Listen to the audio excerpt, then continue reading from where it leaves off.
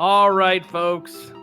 'Tis the highway to the end, and what a highway it is. Before we get started, I just saw we just got a quick donation. Mama Shu donated $25 and said, Cooley sends all the woovins and says, thank you all for doing another amazing marathon for such a good cause. She loves and appreciates all of you. Thank you, Cooley. That is a great, heartwarming donation right at the end when we all really need it. I am curious. I just want to mention, because I forgot, before we go any further, what is the drink going? What is that poll at right now? Coke is in the lead now at $36. Half fruit punch, half lemonade's at $30, but Arnold Palmer coming in hot at $25. That is half lemonade, half iced tea. So that's what we're talking about. We have the Gaffy Taffy and I Play Chain Together donation incentive, and we have this. So expect to hear a lot about that tonight, because that's what we're going to be talking about. But that's not all we're going to be talking about. We are going to be talking about Twilight Princess, and the yapper in charge is going to be none other than our closer, Jakefsomenumbers. How you doing, buddy? How's it going, buddy? I'm doing pretty good. Oh. Living the dream. Cece's here too. Yep. And we also have Gamer Glenn with us. Oh. Gang's all here. The gang is all here. Yep. So this is, as CJ just said, this is The Legend of Doggo Twilight Bork. It is on the darker tone of Zelda games that exist out there. Unfortunately, I couldn't have a name incentive for this category because, as you'll find out very quickly, the name doesn't matter because it's going to erase it back to its original name anyway. So I figured just for fun, I'd put this on here. Just something to note really quickly, I'm playing this on the practice run. There are a couple places in this run where I could just soft lock the run. So to avoid any potential issues with that, I'm playing on the practice ROM so I could load a save state if need be. So, if we are ready to go, I can give a countdown. Go ahead. All right. So, in 3, 2, 1, go! All right, so like I said, this is Twilight Princess, and we are immediately going to just not do what the game wants us to do. So, typically what the game wants you to do is to roll over here and talk to... God, I can't even remember her name. Talk to some girl who has your horse. Ilya, that's her name. Thank you. That's what Glen's here for. This is why I'm here. Yeah, this is why Glen's here. But we're just going to pick this rock up. Yeah, I've never beaten this game, but I'm here to do commentary on the speedrun. Yeah, because he's watched a lot of speedruns of this, weirdly enough. We're gonna put this rock against this gate, and we're gonna, Yeah, we're gonna just go out of this gate instead. Screw the story. Yeah, we're just gonna come to the other side of this gate. And I'm doing say safe goodbye to the cruel world. Yeah. We're just gonna leave. So I'm gonna come over here, drop off this cliff, and I'm actually gonna soft reset the game on a very specific frame, which is gonna load us into the title screen, where we're actually playing the game. And then we're gonna void out because we don't want to go back to the actual in-game title screen. And we're gonna save the video game. Yeah, so what? And this is gonna basically transfer a bunch of flags into the main file. Yeah, it also makes some things very weird. It's what causes a few soft locks. So as you'll notice, we have the Hylian shield and the Ordon sword and the hero's tunic, which we totally got. Yeah. It skips us from needing to do Ordon Village Day 1 and 2. Along with some other stuff. I can't remember the extent to what it all does, but it's a trick called Back in Time. We'll do it one other time in a different fashion, but we'll see the title screen like that again one other time.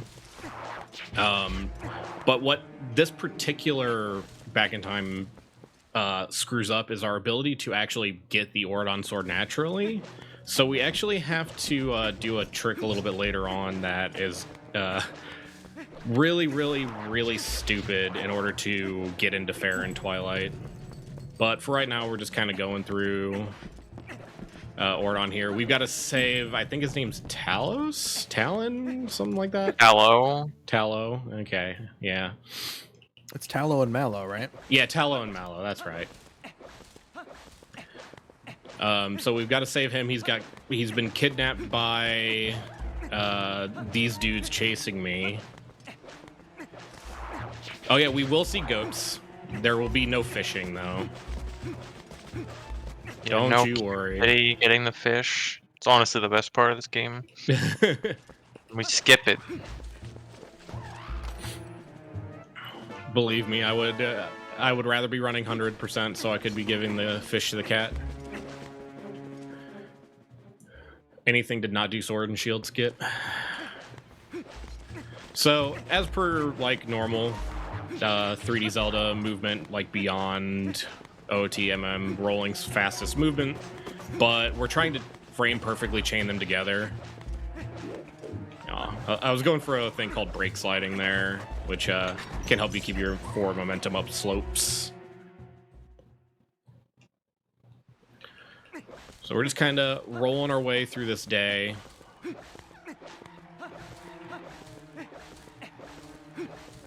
And like I said, we have the Ordon sword instead of the wooden sword that we would have right here, so we're doing a lot more damage than we normally would. But we're not even going to have this weapon for very long.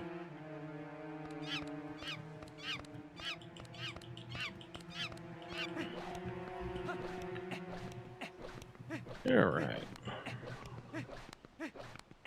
Yeah, so this is one of the longest Zelda any percents, like, out of the whole series. It used to not be. Yeah. And then whatever happened to Skyward Sword happened to Skyward Sword. Yeah. Yeah, this game has a bit of a reputation of being unbreakable, but it's not really. There's a lot of big sequence breaks we can do. Yeah. But there's still, like, just a lot of content that has to be done just to get, like, the flags needed to reach the end of the game. Yeah. Like, if only we didn't need the ball and chain. Yeah, it's like this long sequence of, like, okay, you only need one thing, but then to do that thing, you need to do another thing, and it's just, like, 10 layers of that. Yeah. Alright, so who's ready for goats? Get your goat ins ready. I'm not doing that. I'm getting my installs in. Okay, okay, okay.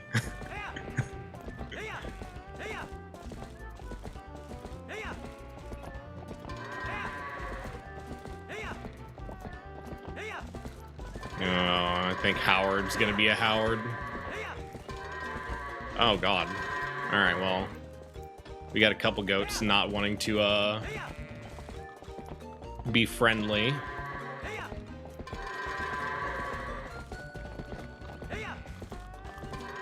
Wow. Alright. I hate to say this, but I think this might be a skill issue. Yeah, it's a skill issue. But yeah, that was pretty bad goats. Yeah. But so, it could just happen. Yeah. So one of the consequences of the back in time we did earlier, which is like the trick of resetting off the bridge, is now we can, like, the game's basically in a state now where we can just immediately go do the sumo wrestling with Bo and get the iron boots. Yeah, and instead of there being a cutscene where he like just talks to us, we have to keep initiating a conversation with him.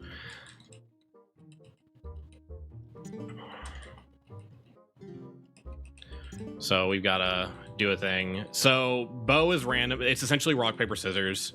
But we want to try and one cycle him each time. And in order to one cycle Bo, it requires mashing anywhere between 13 and 15 inputs a second.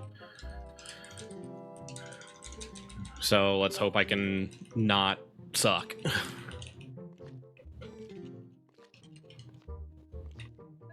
So he's going to ask if we know how to sumo, and we're going to be like, yeah, totally.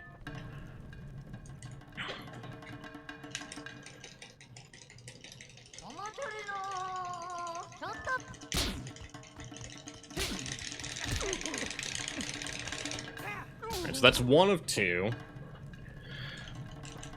So the thing we really want him to do is to sidestep when we slap him, because it pushes him back just a little tiny bit.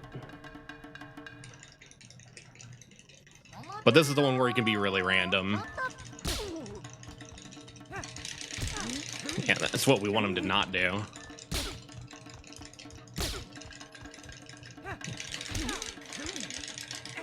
Alright, I'm just gonna try and grab him and see. Ah. So goats and Bo are really just wanting to have their moment in the spotlight. I've had worse though. We love Ordon, and Ordon loves us. I've had way worse bows than that. One of the best ones. Like I said, you want to try and slap him, but I've watched someone sit there and slap Bo like 50 times in a row before he sidestepped.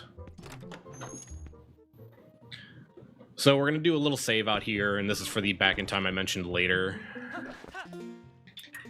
It's also one of the reasons why you have to have all 3 files clear when you start a run of this game, just so you don't like have any pre-saved stuff from other games, since we're using all 3 save files.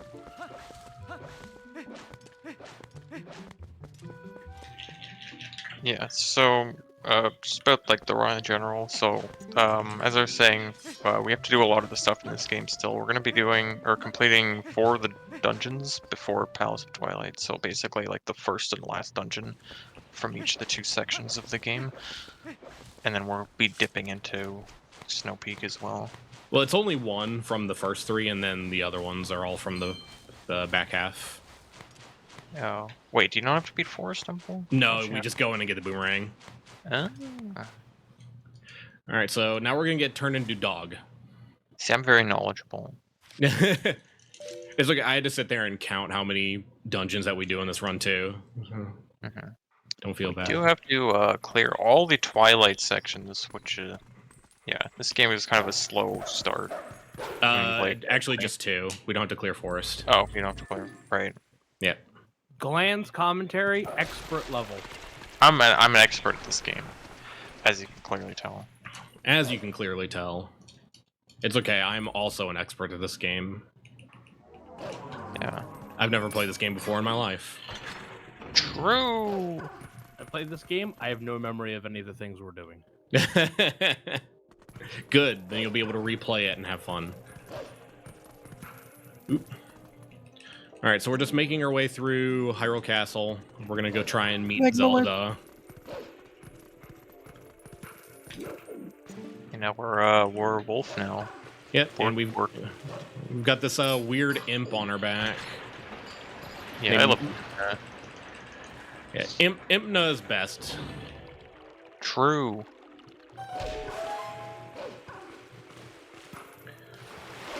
So she's like, hey, the dude who is doing all this Twilight nonsense sucks. You should help me go stop him or whatever. So we're gonna help her stop him or whatever. Yeah.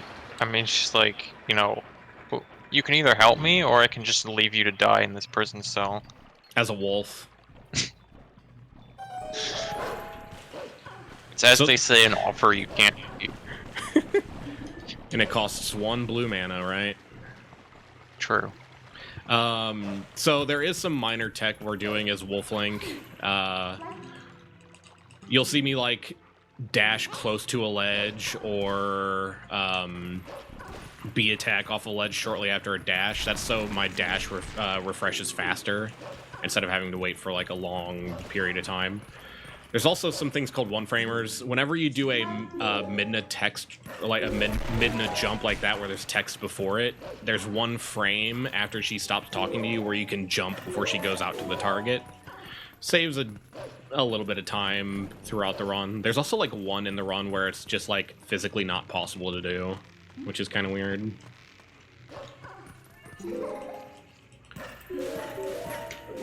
And we're coming up on the aforementioned Sword and Shield skip soon. It's one of the biggest barriers to running this game for new players.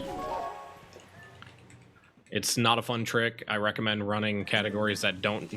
I recommend if you don't like this trick from watching it, just don't do Back in Time and do Order and Villages Day 1 and 2. Like, this trick is bad. And it should feel bad. So I'll kind of talk about it before we get there, but it's called Sword and Shield Skip because we can't go get Orden Sword and Shield to let ourselves into Fair and Twilight. So we have to do a trick to get around the ground cutscene trigger, or ground text trigger of Midna telling us, hey, go get a sword and shield. Because there's a air trigger in the middle of that trigger that tells us we can go into the Twilight, and air triggers take priority over ground triggers in this game. So we met Zelda, and we're gonna peace out. I think this was the first appearance of like a actual like warrior princess Zelda. Yeah, I think so. All right. So Unless you count Petra being a pirate, but nah. nah. Yeah. So Yeah, this trick is going to be the first one of a few in this run where we abuse the wolf's charge attack, yeah. whatever it's called. So this is Hugo. Everyone say hi, Hugo. Hi, Hugo. Hi, Hugo. Hi, Hugo. So he's a bublin, and we require his services to help us with this trick. So we got to drag him over to the triggers that we need to get past, and set him up in a specific area or set of areas, and try and do a jump attack off of him. Yeah, so when you do the wolf like charging attack and you target the enemy inside it or whatever, the wolf will always jump to the highest point on the enemy's model. Yeah. And the reason why this trick sucks is that we need him to attack in order to do the trick, and him attacking is random, but we also have to push him into position, which is also random.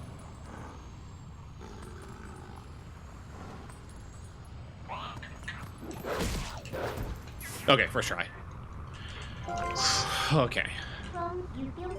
So, yeah, like I said, so that's using the jump attack off of Wolf Link. So it'll go to a specific point, and we need enough speed in order to do the second jump attack in order to get into the air trigger. The reason why that trick is such a pain is if you fail it, you have to go jump off the bridge, reset the room, and drag him back over there, because he only has enough health to try it once per attempt, so it's a minute or so lost every single attempt. Now we're introduced to the Twilight Messengers, and we'll be getting the Midna charge B attack here soon, because she's going to be like, hey, bye. Yeah. And we're going to find out that we can't kill these guys on our own. We need the power of friendship.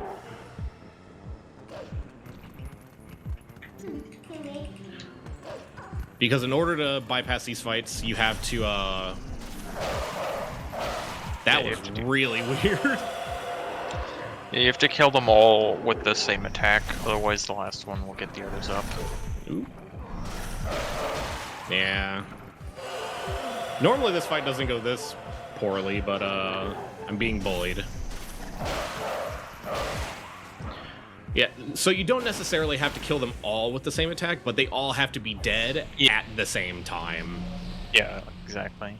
So if there's one alive at the end, then it's ogre. So yeah, like I said, we don't have to clear Fair and Twilight, so we don't actually have to collect these bugs.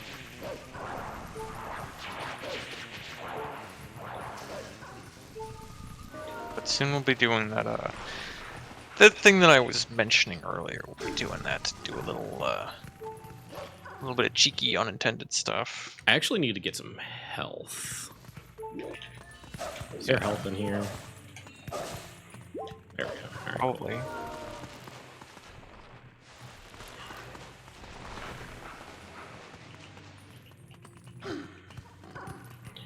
Yeah, so coming up, we have a another random enemy trick that it doesn't lose as much time if you fail it, but if you it requires a Twilight Messenger, so it's a Twilight Messenger fight.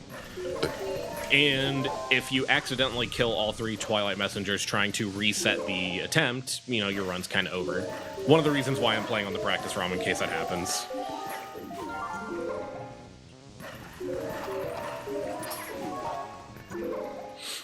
Got a bunch of Midna jumps. Yeah, and we'll get through to this area with the next fight. All right, so now we got early Master Sword coming up. So this trick requires a mid to charge attack at a specific time angle and specific enemy attack in order to get out of bounds.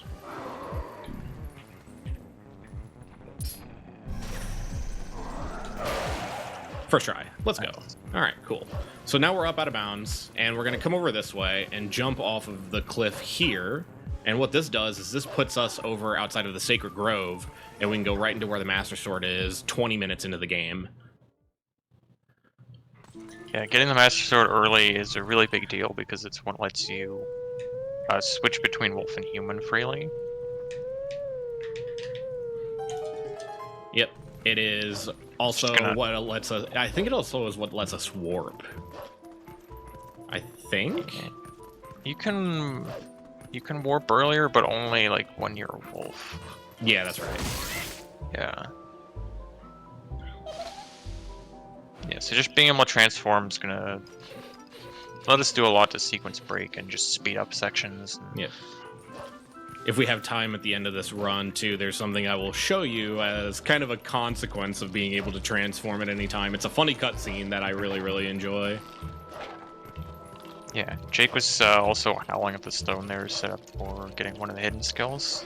Yep, totally. Pretty important thing. It's the ending blow it's called, right? Well, that's not the one. We have to hollow that one just because it's the way to start the Sacred Oh, Grove. okay, right. But yeah, we do have to get exactly one hidden skill in this game. Okay. I If didn't remember where it was. It's outside of Isa's hut in Upper Source Domain. Yeah. So ending blow is required for this run because you cannot beat Ganondorf without it. So if you don't get it and you go all the way to Ganondorf, skill issue, I guess. Can't kill him. Like he'll just be lying there waiting for you to kill him, and you can't. That's actually really funny. I didn't know that prevented you from beating the game. Yep. he just hard requires it. Yeah.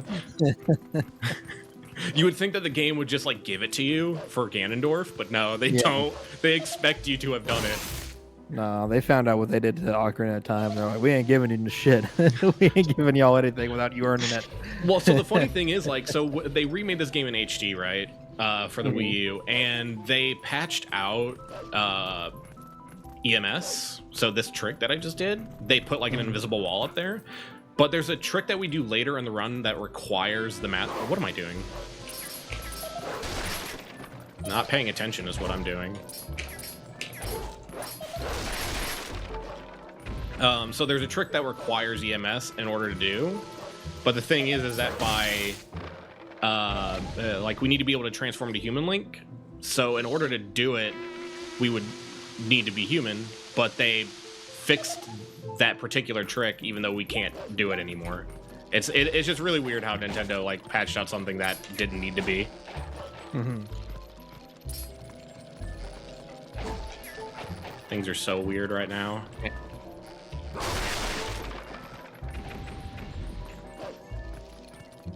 Is that bomb house skip they patched or? No, it's the well clip. Oh, okay. Yeah, they made it more solid.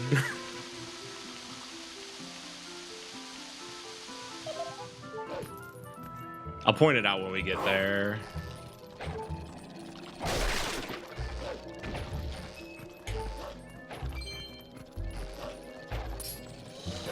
Sacred Grove is kind of annoying. Mm-hmm. It's Very. pretty clearly my least favorite area in this game. Yeah, it's not fun, especially like running your way here. Those little puppet guys that chase you. For the first time doing practice for this game, I actually died on my way to this fight. All right, so now we're gonna do the hardest puzzle ever done. Anyone who's played this game casually will probably remember this puzzle and be like not happy with how easy this solution is. And it's symmetrical, so you can do it the opposite way too. So you can start going right instead of left.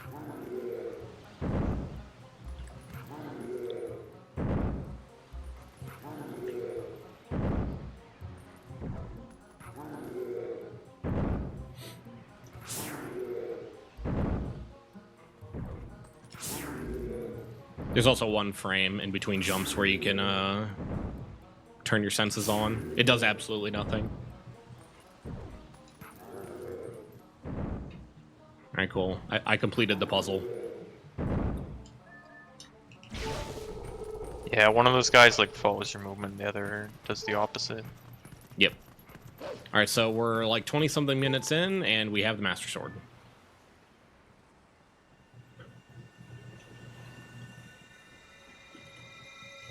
This is one of... If you're running this game, this is one of your 2 bathroom breaks in the run.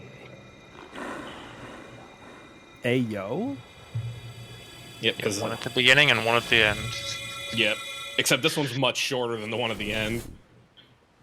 This one's like, I think, 45 seconds, something like that. You better be quick. You got to do that hand washing skip in order to get back to that.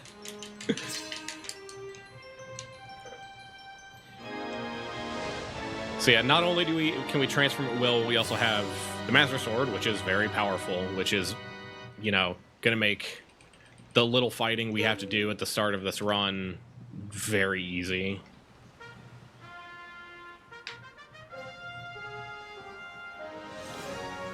This was also the last mainline game where Link was left-handed.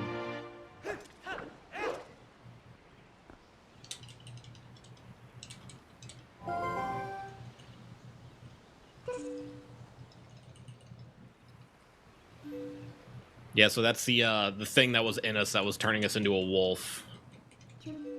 Edmund is gonna be like, hey, every now and then I'm just gonna shove this back into you so you can be a wolf. No big deal. What into you? I'm.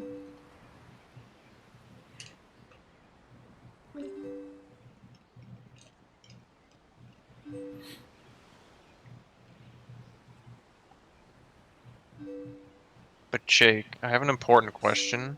What's up? Where does she shove the stone in? Probably places better left unmentioned. Like, does he eat it? Nah, she just shoves it directly into his spine. Hmm.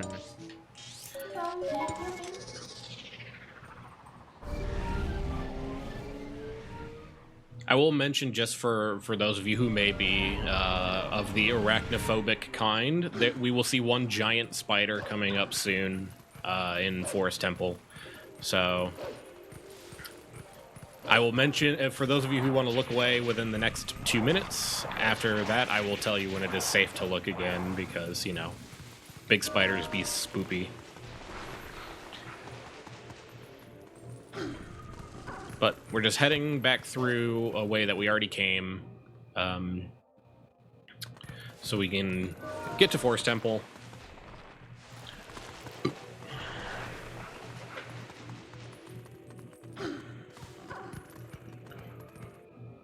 Yeah, Forest Temple has a pretty important item in it.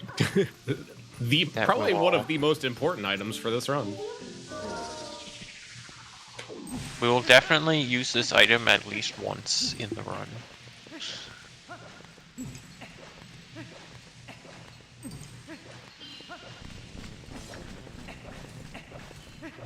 Yeah, so that's a little benefit there from being human.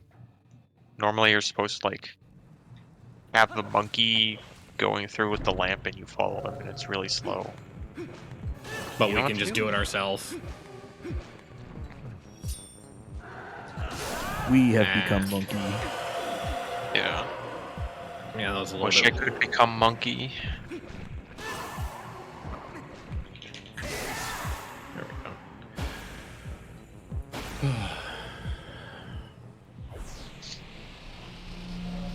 So yeah, like I said, we're not clearing the fair in Twilight. We don't technically need to. Yeah, and then again here, like, we'll benefit from being human, because the entrance to the Forest Temple is covered in spider webs that the wolf would be unable to get through. Mm-hmm. Human can just burn them with the lamp. Yep. And the other back in time I mentioned is actually going to be in here, where I'm going to do another 1 frame soft reset. That's actually a frame early, so I actually have to reset the room. So there's the frame that I need, and then there's a late frame, and both of those will work, but a frame early does not help. So that is the proper frame. So what he's doing here is, I think, if I remember correctly, you're like buffering for the correct frame, and then you're using the reset shortcut on the controller, right? Correct, yeah. Which, when you're holding that shortcut, it basically stops reading any other inputs.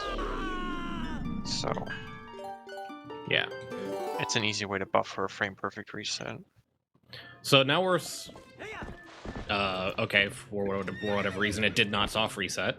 I hope that still works. I almost want to just set it up again just in case that didn't work. Because that was really weird. What even happened there? That's weird. It was supposed to soft reset into me skipping that cutscene, but it didn't start soft resetting. So I'm just going to, for safety's sake, try that again. Yeah.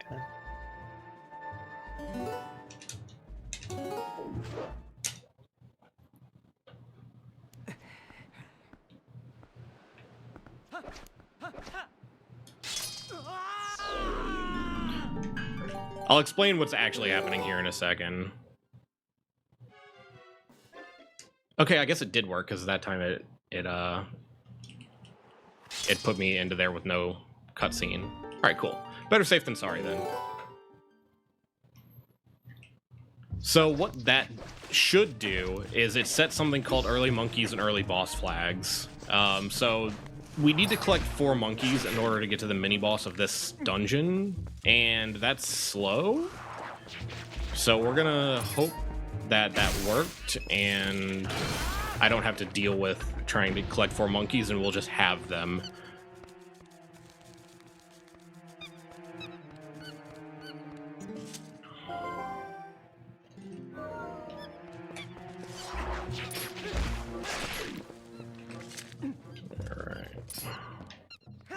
Just kill the spiders because they're really annoying. Yes.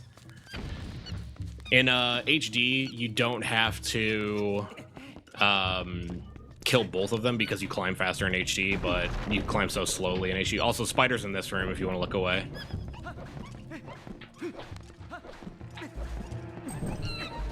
Eek spider. Large. That's a big boy. All right, so if this worked, then when we walk through this door, we'll see 4 monkeys. It in fact did not work. Cool. Okay. So I'm going to... We're just gonna cheat a little bit. We're gonna cheat a little bit. I'm not sure, like I might have to reset the console, I'm not sure.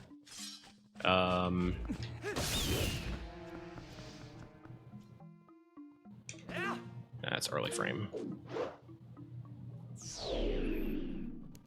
Yeah, it's like sometimes the weirdness of this game where it just like decided that, nah, you're actually not gonna soft reset, and we're gonna cost you 1.5 million years. That might be the late frame.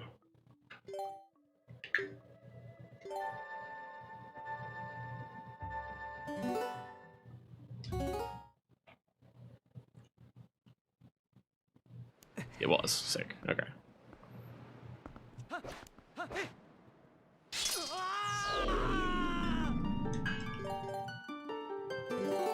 If this doesn't work, I might just have to reset the console. Okay, cool. So yeah, you want to soft reset, and then as the cutscene is able to be skipped, you want to skip it. Also, our save file name is going to be different because whoever made the save files for this put in their own name somehow. Some sorcery. So now, unfortunately, we have to walk through this room. I got through so cleanly last time, I'm almost assuredly one of these spiders is gonna be mean.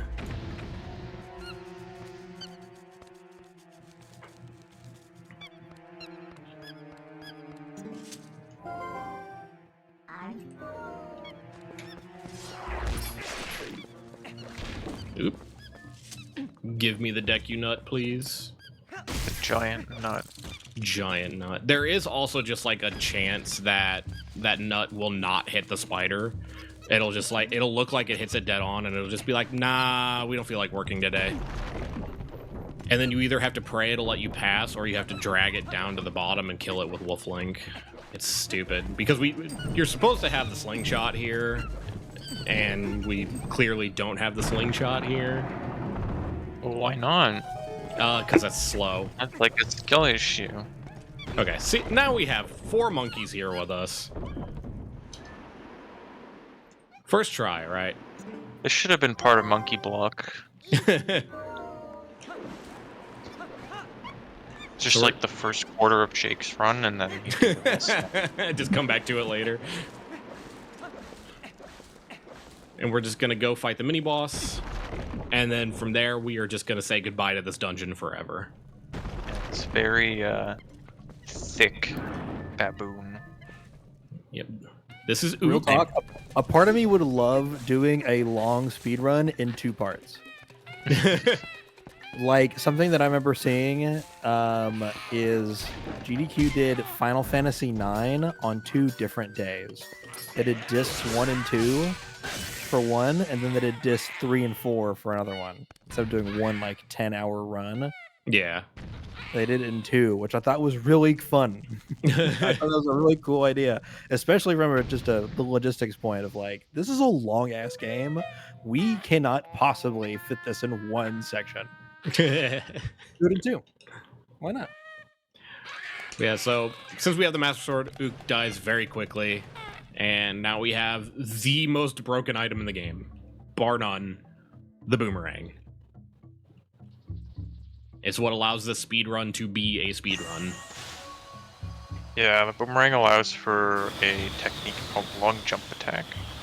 Yep. Basically in this game, Link will, when he does a jump attack, like targeting something, he will basically jump farther to basically actually jump towards it up to like a certain speed cap. And the boomerang lets you target it, which is very nice. Mm-hmm. So we can kind of just like use it everywhere to do really long jump attacks. Yeah, there's some caveats to it where it either has to be at a higher plane than you or over a void in order for it to work, but largely that's how it works.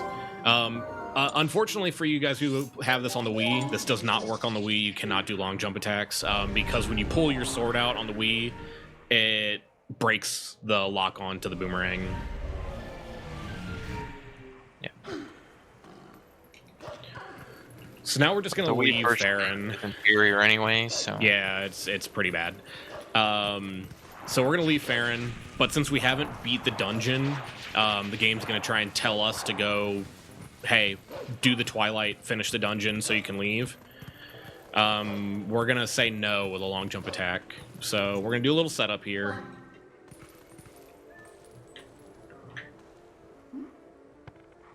yeah, this is a pretty common use case for them. It's like jumping over cutscene triggers. Yep. And then we're gonna throw a couple targets, do some jump attacks, and we're out. We have left. Damn. They weren't kidding. That jump attack is long. Jump attack be long, boy. So we're gonna head over to Eldin, and hopefully we're gonna get a trick called Gorge Void, which will save a minute. But you know, it's 1 frame input. You have 1 shot at it, and you know it's easier to just time the button input than it is to mash. We're also gonna go for Postman skip, hopefully.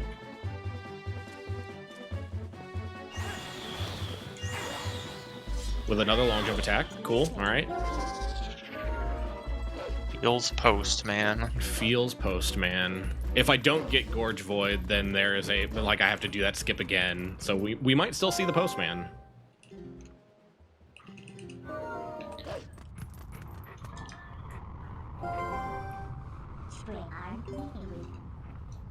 So since we didn't clear Farron Twilight, didn't beat Forest Temple, we don't have the bridge to cross over to Kakariko, so we do have to get around that. So there's a trick that we'll do after Gorge Void in order to get to Kakariko.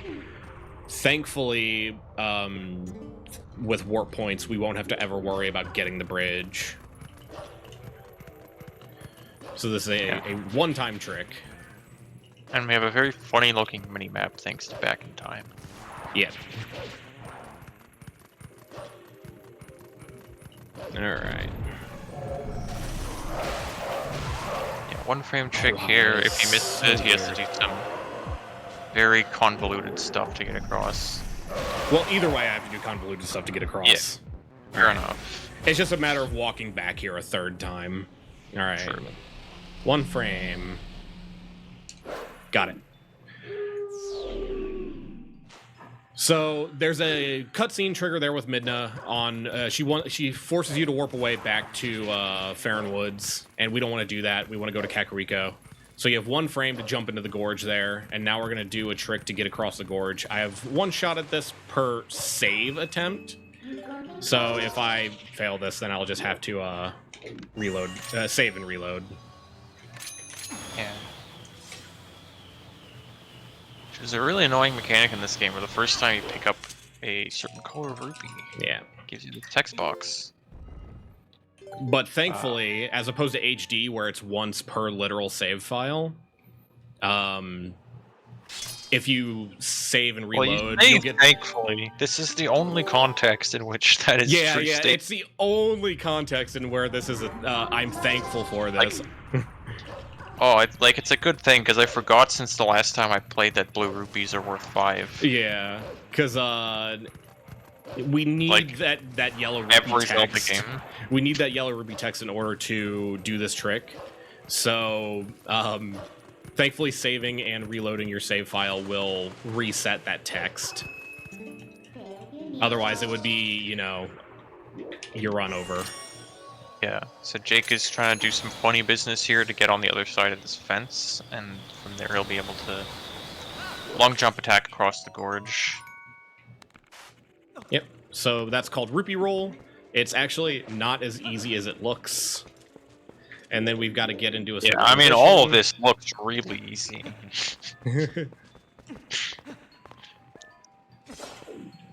And we're across the gorge. Yeah.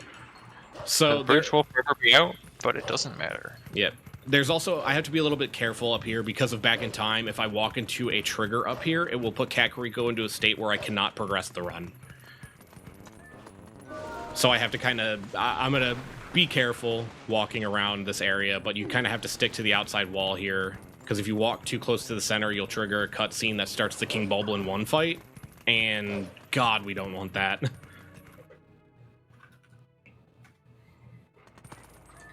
So we're going to run in. We're going to get the warp point here, and then we're going to leave.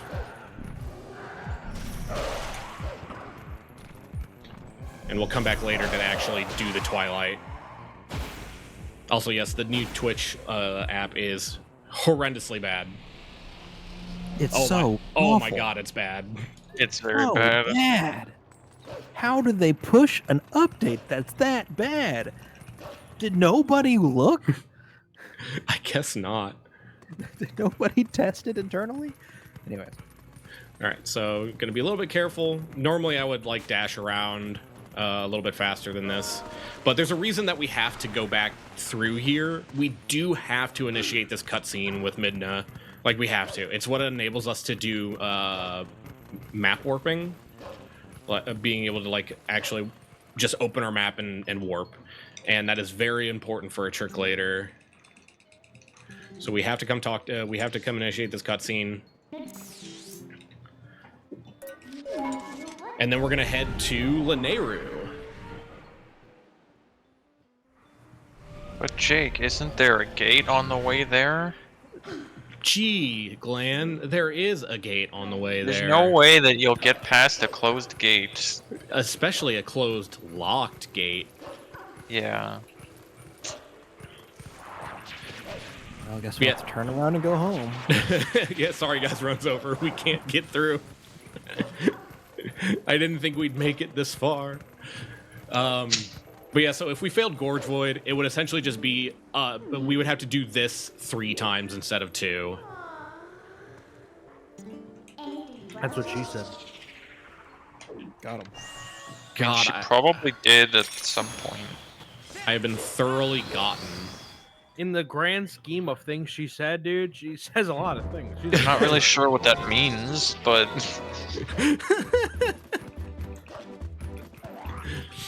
All back right. to pretzels. Yo, pretzels, share? Sure. Can we just come to New York real quick? Schneider's, really good brand. Yeah. sounds You're- like a New York thing. If you're not a Snyder's of Hanover pretzel guy, don't fucking talk to me. Oh, I'm sorry, CJ. I've never heard of that before. Damn. What's your pretzel? Oh, there's a brand? gate in the way. Oh no. Oh no. Land strikes me as a rolled gold kind of guy. Surely I will fucking. Surely the gap in between the two sides of the gate are close enough together that the wolf can't fit its entire body through. Yeah, who knows, man. What? So it's funny that when I first started running this game, that clip used to be like 9 times harder because you had to do it with Epona instead of Wolflink, because I hadn't found that yet. Hmm. Also, the graphics were totally normal there. It's totally normal gameplay. Yep, totally normal.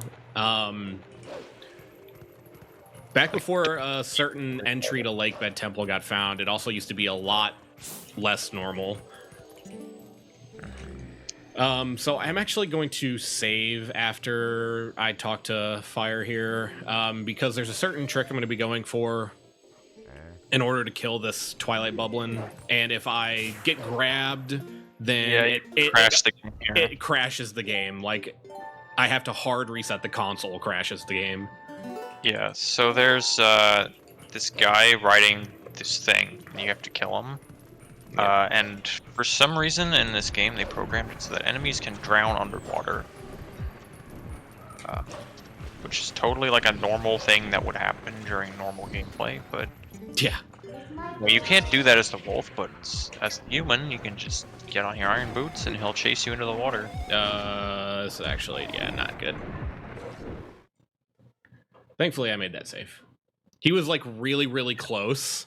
So that's the worst case. If since you're not supposed to be human there, if he grabs you as human, the game will crash.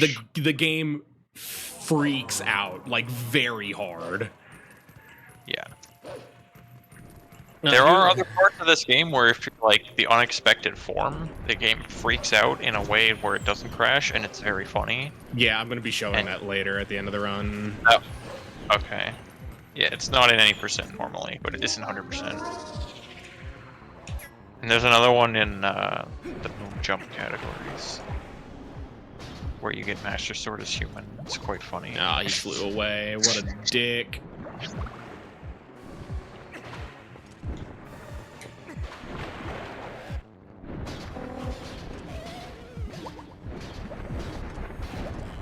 Wow, he didn't come far enough under the water.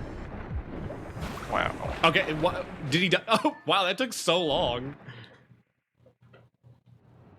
All right, so in order for us to not fall off this bird that's now carrying us, we have to immediately transform back into Wolflink. And then we're gonna do something totally normal here. Yeah, this is completely normal gameplay, exactly as I remember it from my childhood. Yeah, all right, cool. We're out of bounds now. I just see us clip through the wall. All right, here we go.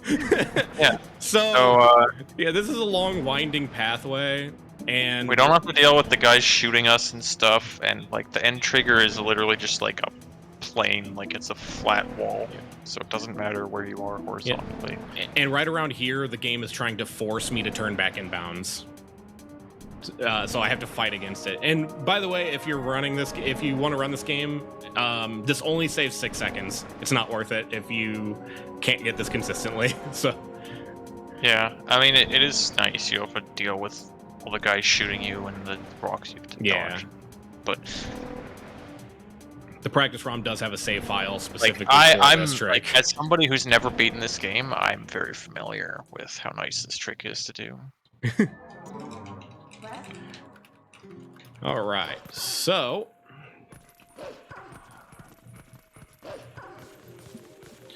coming up is actually that one Midna text skip, that one framer that I mentioned before that just you can't get for whatever reason.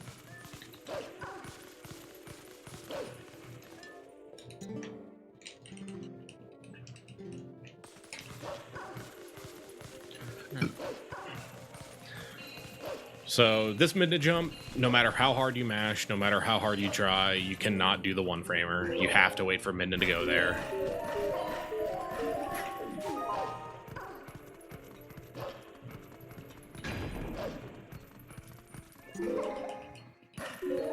Alright, so after we get this warp point up here, we're gonna pretty much back-to-back clear both Twilights that we need to clear.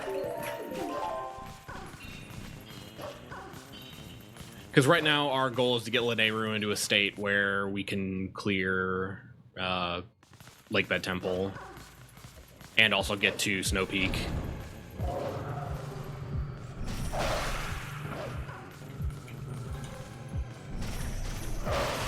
Oh, that's unfortunate. Okay. The placement of the wall in this particular Twilight Messenger fight is always a little bit goofy.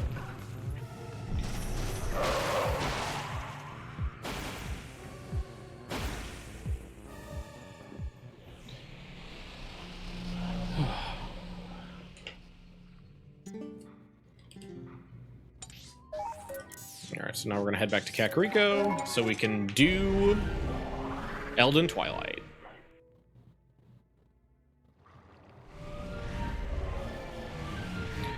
This is kind of the, in my opinion, the two Twilight clearings are like the boring part of the run. There's not a lot going on. There's like some tech, but not really a whole lot of interesting stuff. Well, while we're here, CJ just mentioned that the official Speed Docks burger has been completed. And that means the official Speed Docks burger is now a cheddar cheeseburger with ketchup, mustard, lettuce, bacon, pickles, and a third bun. Side of shoestring fries. Could be worse. Could be a lot worse, you know. There's a lot of pineapple talk going around. Cool. People were talking about putting candy corn on a burger, and I'm like, what is wrong with you people? Grilled pineapple chunk with pizza as a bun. That's y'all are awful, man. That's some weirdo behavior right there. Y'all play. I mean, you lost me with the pineapple, but the pizza bun sounds kind of based. I mean, at that point, you're just eating pizza with more toppings. Yeah. Man. Okay. Burger flavored pizza, which isn't a bad thing. If we agree, then why are we arguing? It's more of a pizza than it is a burger. That's what I'm saying. That sounds like someone should order Glenn a pizza. Order me a pizza, please. I think we're all hungry. I'm eating pretzels. If we get $11, I'll make hot pretzels for me.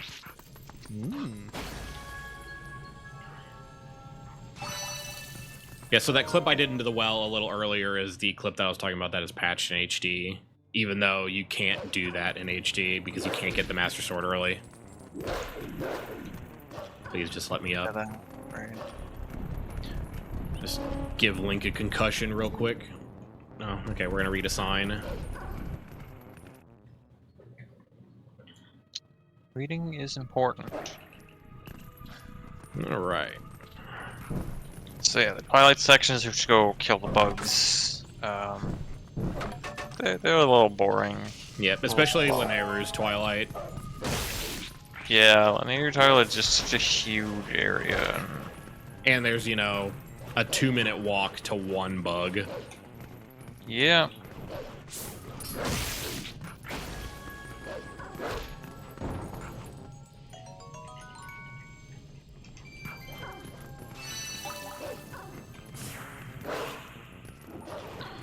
Alright. There is, like, one trick in Elden Twilight. Oh, okay. Well, thanks for eating my dash input pot. I appreciate that one. Yeah, but did you know that green rupees are worth 1? Yeah, the game doesn't tell you that. It's the most important one, man. I I'm typing 1 in the chat room for that.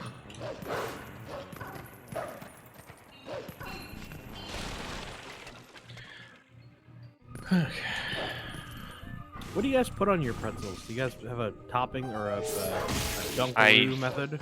Just eat my pretzels. Only Chocolate-covered pretzels are pretty delicious. That's pretty good, yeah. Yeah. Like, some people do mustard or like beer cheese. If it's soft Are pretzels, you talking it's like cheese. big soft pretzels or like Yeah. crunchy pretzels? Talking about the big soft. I'm not really a sauce guy in general, so. You're not a soft guy in general. I knew Sauce, that, but sauce guy. oh, so But also I don't know. I don't actually like big pretzels that much. They're okay. okay.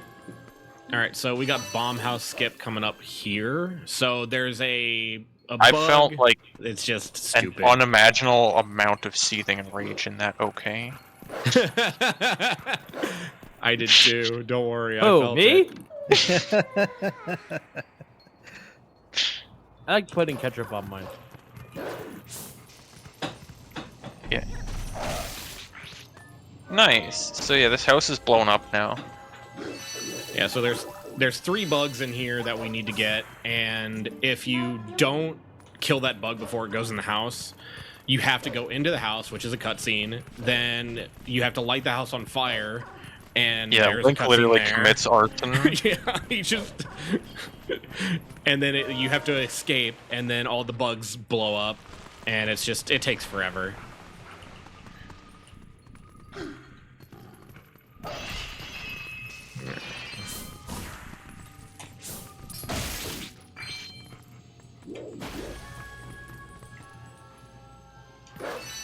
You know what's pretty great about this game though is that you can hold cats.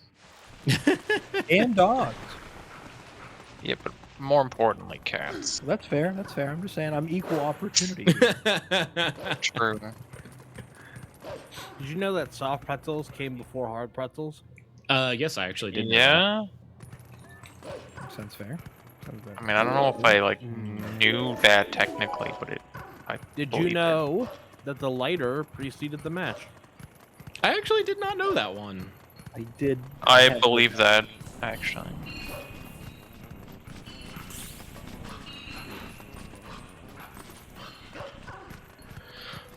Okay. One day we'll be done with this Twilight. Princess.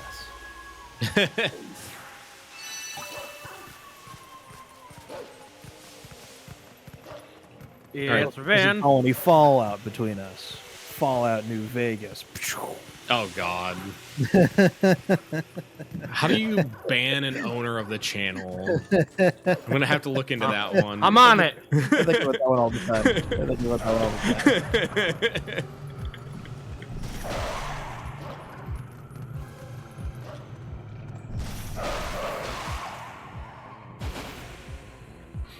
Boo this man. Boo!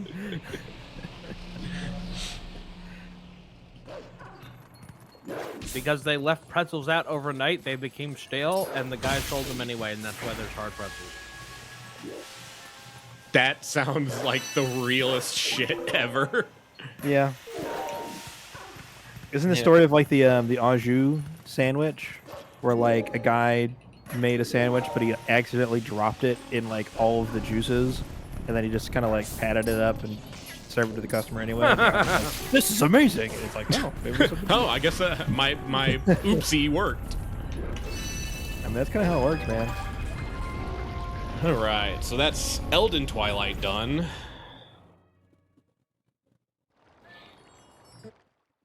Unfortunately, we're gonna move right into the worst Twilight of the group.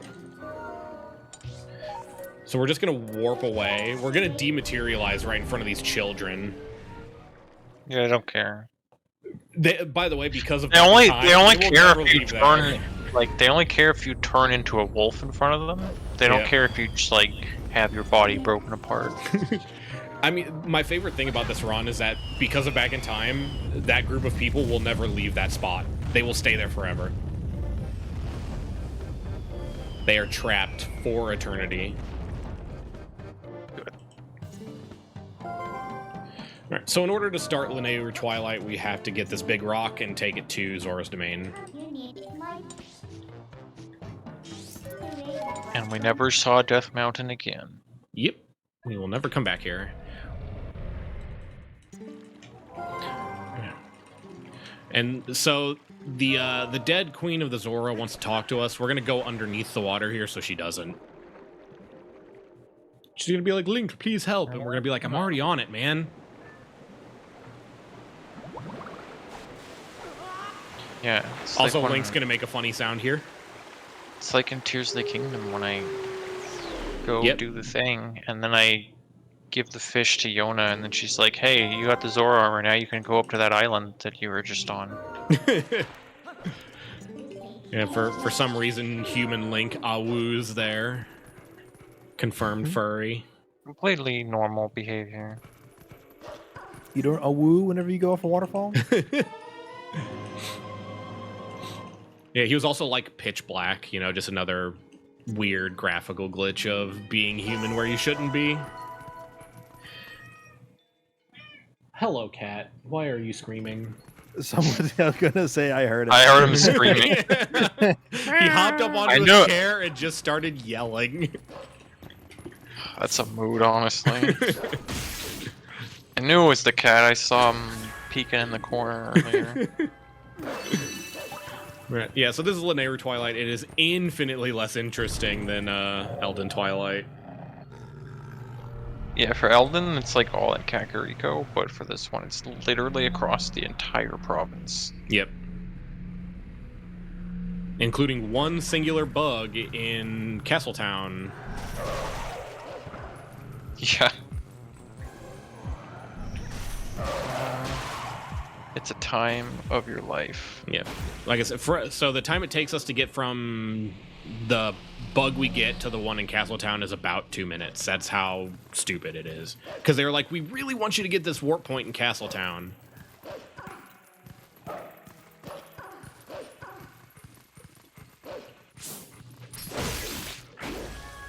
So we're going to be doing a lot of warping around. So we're going to get that one. We're going to head to Zora's Domain. We also have to avoid the Rutella cutscene trigger again while we're up here. I like We how he's just like standing out of that warp until he's fully formed. Yeah. Water. Like Wile E. Coyote. Yeah, the bug went the wrong way, so we get to talk to Rutella. I stood in the wrong place, so the bug went the other way. So we get to say hi to Rutella. Hi, Rutella. I love your spread.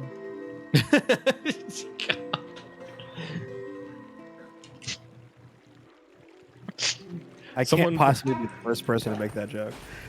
Oh my god, someone boo this man again.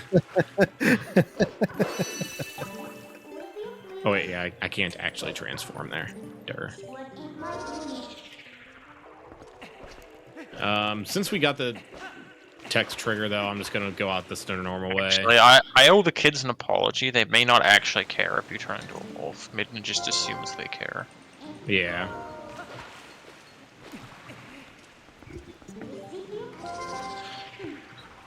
Alright. So we're gonna. It's okay. Midna's just like trying to make sure that people don't find out Link is a furry. Oh wait, what am I doing? I am doing this like incredibly wrong. I mean, she's doing the Lord's work. I got way far ahead of myself.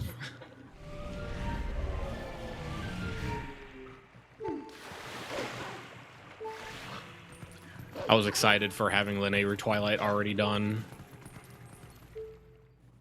You come through this area like 4 times. So sometimes it all becomes a jumbled mess.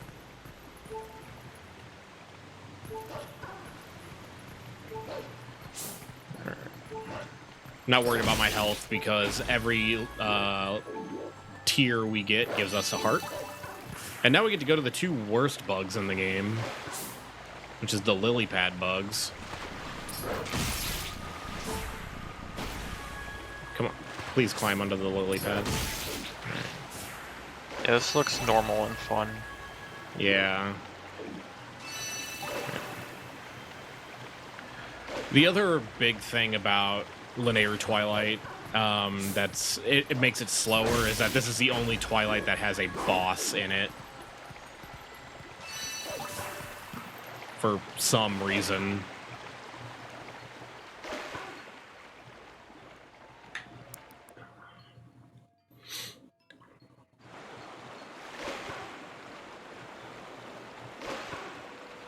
Alright. So we're going to come over here and we're going to meet Isa, which we will be talking to later, and totally committing another crime because of her. Link is just a criminal and no one wants to say anything about it.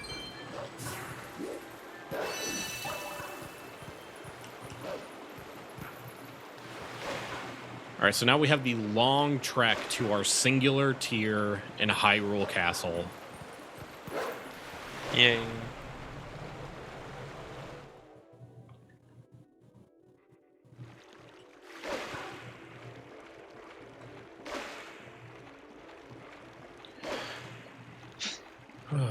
We will be angling the camera down here because in Twilight on Hyrule Field, the game does lag a little bit. So we're just gonna not look where we're going. Oh, I know all about this kind of stuff. Lag reduction? Let's go. Yeah, you do this in Breath of the Wild all the time. Look down at this, look at the sky. Yeah. I mean, that game just lags because you're going too fast. Yeah. I wish my games lagged because I was going too fast. Well, then, you know, run Breath of the Wild or Tears of the Kingdom, you know? Yeah, run Tears of the Kingdom. It's a lot of fun when you're in Fire Temple and your inputs get eaten because there has to be like sparking embers in the air everywhere. Glenn, you don't sound mad at all. Yeah, I'm not. What does it sound like when you're mad? That's a good play, question. play Magic with them, you'll find out real fast.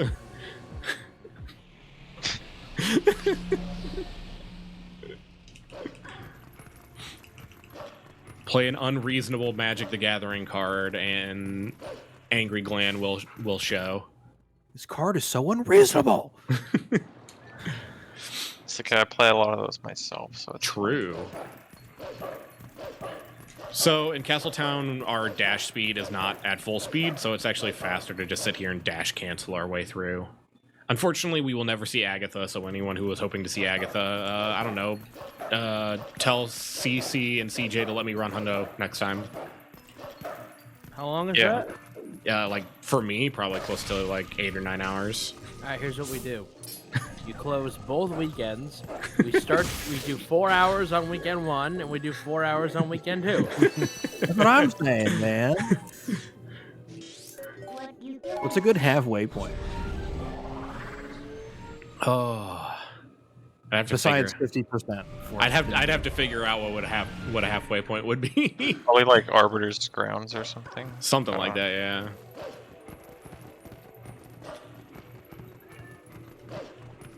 Hundo's a lot of fun. I really like Hundo.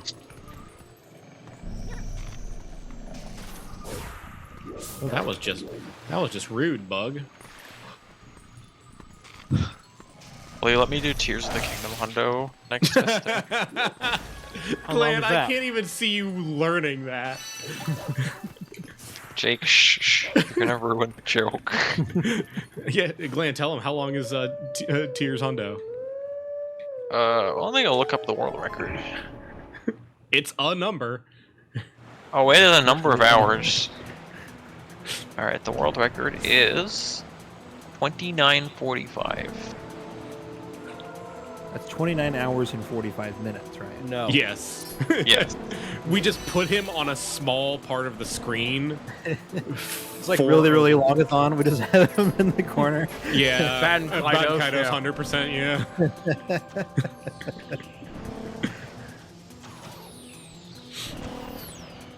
Don't worry, I do not want to run that category ever. I mean, I remember when Breath of the Wild Hundo was like days long, and now it's under like 20 over hours. 20 hours. The record's very close to being under 15 now. It's like 15:02. That's so wild.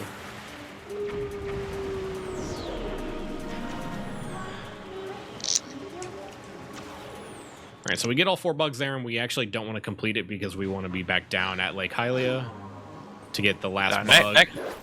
Next year will probably be Echoes Wisdom. Hundo. As long as the game is good. I'm sure it'll be good.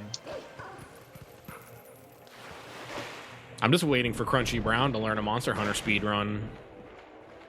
There you go. True. When is Monster Hunter co-op? Oh, bro. If Wild is good, probably. Alright, so this is the boss bug. There's some tech to this that I'll hopefully get. I mean, I would do that. Hunting with the boys. Hell yeah. Ayo, Crunchy Brown says he'll speedrun Wild. Yo? Crunchy Brown speedrunning? Let's go. Crunchy Brown did Mario 3D World, right? So, not like it's never been done before, but I would love to see it. If nothing else, y'all could pick like some like hard, high-level bosses and go learn how to like speedrun some of those. Yeah. That could be really cool. So unfortunately, I didn't get any of the quick hits on the boss bug, but they're really weird to perform. We're also going to kill him in a weird fashion. Oh, what in the world just happened there? Yeah, this is another spot where you're supposed to like do the charge attack to like not letting me get on hit all the legs at once. And, yeah. You're supposed to bonk there, but the game was being really weird. And I just like, I don't know if he's going to get back up, so I just let it rip. Like, that was really strange. Like, every time I hopped on top of the bug, it launched me off the other side.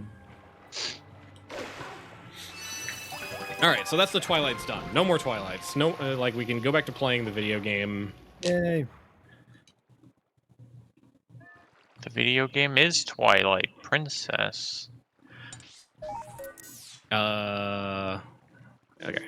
I just, like... I had a massive brain fart on where to go next.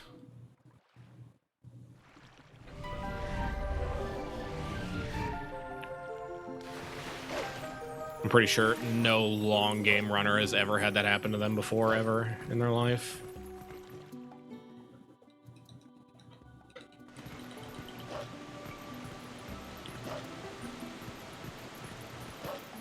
Oop. Ah. Actually, I think it might have been faster to just mid-mid climb up. Okay, well, Link doesn't want to move left. Okay, you can mid jump up here.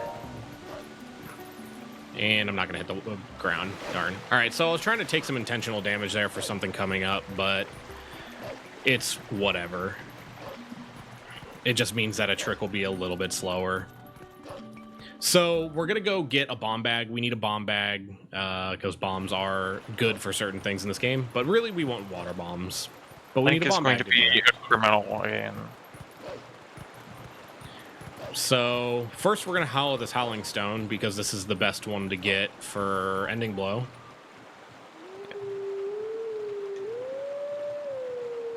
So after committing arson, Link just got a taste for crime. So we're going to steal. He didn't choose the thug life. So the way that we used to get a bomb bag is we would borrow Iza's bomb bag using Uoku, and then we would leave, go get the Goron bomb bag at the top of Zora's domain. But someone found out that if you enter Iza's little minigame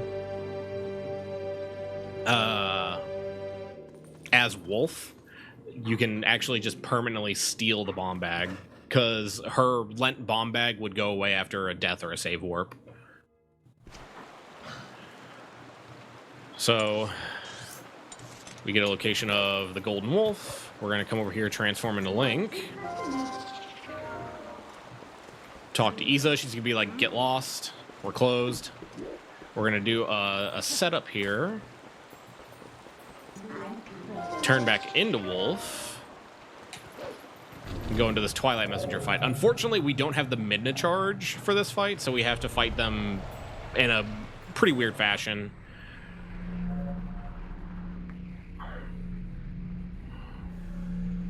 So we got to kill this one first. We're going to hit both of these with a B attack into a spin attack, or we can just not get the spin attack. We could just not get a spin attack. I guess that also works. So that is one of the weird problems I have with this game, where the game will just force, will just not spin attack, no matter how many times I spin my stick.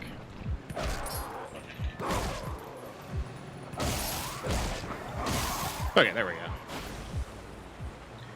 So yeah, you have to do that really, really, really quick, because if you don't, then he'll roar, and his buddies will get back up. So Isa's gonna be like, "Yo, I hate wolves and shit, but come on in and have my bomb bag," because she's wanting us to open up her mini game, but we're just gonna warp out. But we're gonna warp back to where exactly we were, where we just did the Twilight Messenger fight, and she's gonna pull us back into her hut and ask us to help her with her mini game again. And you'll notice on my item wheel, when I say I'll help again, I'll have this black rupee, and that is gonna turn into a permanent bomb bag for us. Bembug. Speaking of Bembug, we just got a $3 donation that says "Awoo!" Oh. So yeah, that means that we're $300 away from our goal. Get it. Someone donated $300. Yeah, and we're $120 away from our last incentive being met. All right, so we're actually going to start Plume the Bird's minigame, because we need to get into Lake Bed, but we can't do it with... we can't get into Lake Bed with water in the lake, because we don't have the Zora Tunic and we don't have water bombs right now. So we're going to void out during this minigame, which will put us at another point in the minigame for some reason. And if we game over while we're in this minigame, which is why I was trying to take that purposeful damage back at the top of Zora's Domain. And when we retry, it will actually empty out Lake Hylia until we save warp. So the trick I'm about to do to get into Lake Bed is very difficult, so I'm going to give it a couple tries, and if not, I'm just going to put myself into Lake Bed. But Jake, who drank the water? Me. Oh, I was were you really thirsty? I was very thirsty. Yeah. So we're going to come down here, and there's a rock blocking off the entrance to Lake Bed, so we need to blow that up first before we can go for the bomb boost into Lake Bed.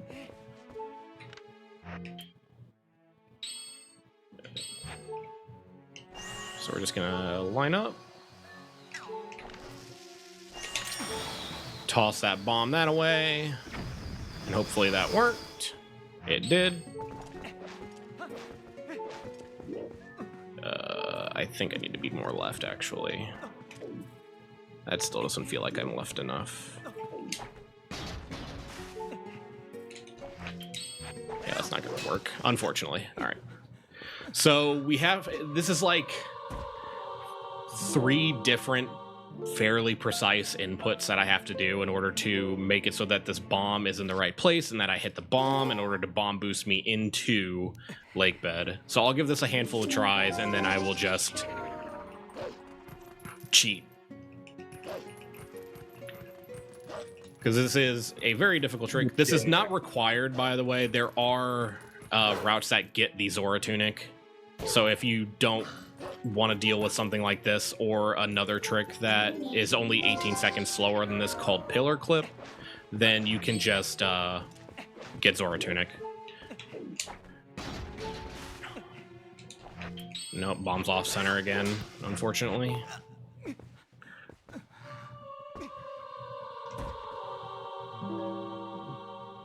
So essentially, I have to like pull a bomb the frame after I drop, and then a couple frames after I pull the bomb, I have to swing my sword, and then a couple frames after that, I have to open the item wheel to forcefully unequip my iron boots. So it's a lot going on. It is a difficult trick. So like I said, if you do not like the idea of this trick, just get the Zor armor. No harm in that.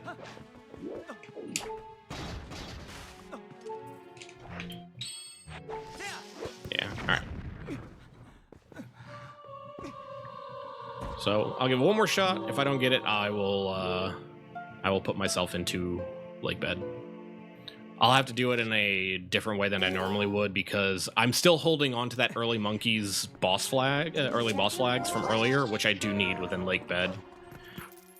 So it'll look a little funny.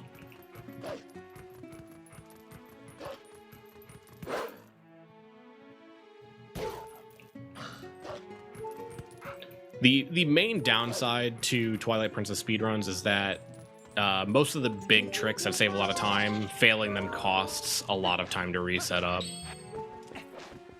So it makes it a very punishing run. Okay, yeah, I'm just going to... where is it? Just probably moon jump from here. Yeah, I'm just gonna moon jump from here. I'm also gonna give myself my HP back. All right, cool. So we did it. You did it. We made it. All right, cool. At least we saw kind of what should have happened. You should have Yeah. been able to like boost up there. So now you can save warp here and get inside the dungeon properly, which is only possible because of those flags you mentioned. It's also only possible because we have the Master Sword. True. If you have any other sword, save warping at the start of that tunnel puts you back at the start of the tunnel. And since we don't have Zor armor, we don't have enough time to make it through that tunnel to get here. So it used to be before emptying Lake Hylia got found. You would have to do Lake Bed in 2 trips, but since we can empty Lake Hylia, we can do it all in 1 trip. Since we don't have to get the claw shot. We're also going to do some more LJAs here. This one's a little bit weird. Yeah, you're supposed to use bomb arrows here to knock down stalactites. Yep. Oh, we don't have a bow. Correct, because we haven't and will not be doing Goron mines. I'm also going to be wasting bombs because while bombs are nice, they're not the bombs I want. Yeah, we need water bombs because we're gonna blow up Morpheal. Yeah. Like that's what's gonna happen, definitely. Oh yeah, totally. It's gonna get blown up. All right, so we're gonna do a cool little LJ here. I guess I aimed improperly. That's weird. That normally does not happen.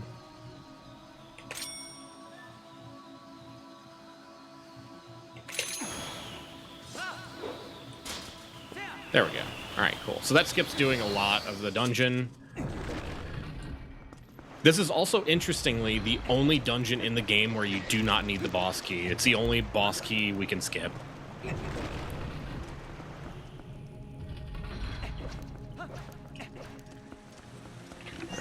This isn't Ocarina of Time. Or the Wind Waker. Or the Wind Waker. Thankfully, we don't have to, you know, do too many dungeons to begin with. Yeah, Wind Waker, where you turn Link into Skyrim Horse and then walk into the boss room. I've never heard it put that way before. That run is pretty wacky. Oh, this guy's a blob. Yeah, don't kill him. Wait, what are you doing? He's friend. I'm sorry, Glenn. I didn't mean to show it to you like this. Friend. I didn't mean to show it to you like this. Oh, he hopped. Okay, that's good.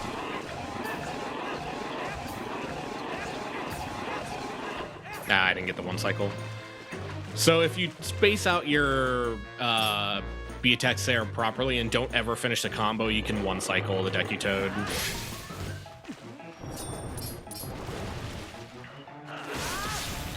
It's called Jakefsometoad, but toads tend to live more inland, not in water. So, I think he's more of a frog, actually. You fucking assuming his species? No. Got Got him. Got him. him. No. Okay. Oh, yeah.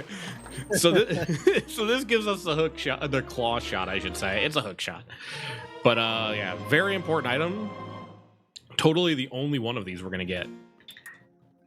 Definitely. Yeah, they wouldn't put 2 of the same item in a Zelda game. Yeah, for sure.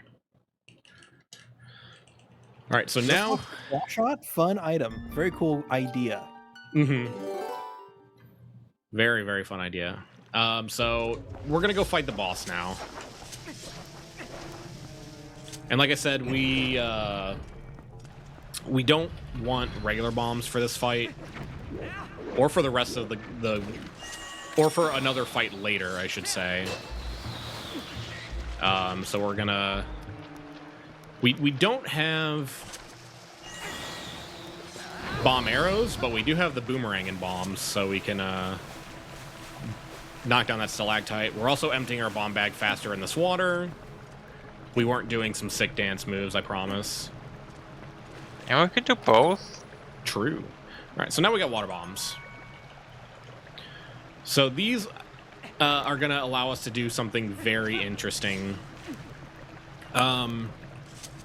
So we don't have Zora armor, and the boss of this dungeon is entirely underwater.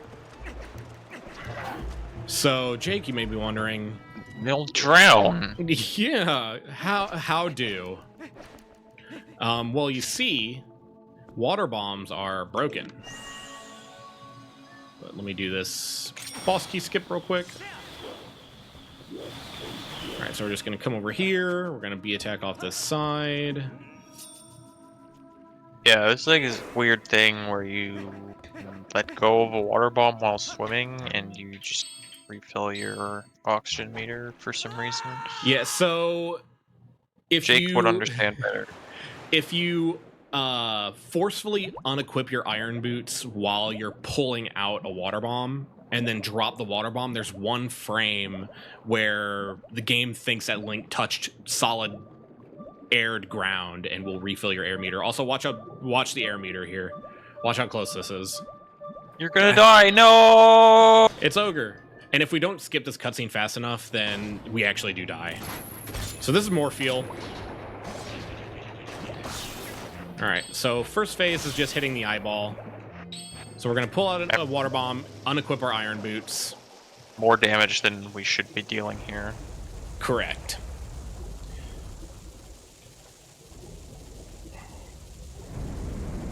Again, if you don't want to do this fight this way, do a Zora armor route. It's much easier and a lot safer.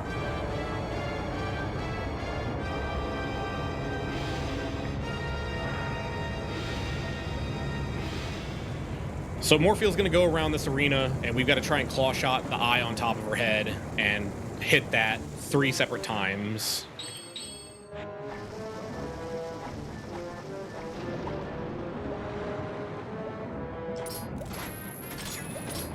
All while not dying to our air meter. So in between each set of attacks, we're going to force unequip our iron boots to get launched off Morpheal faster. Otherwise, we will straight up die.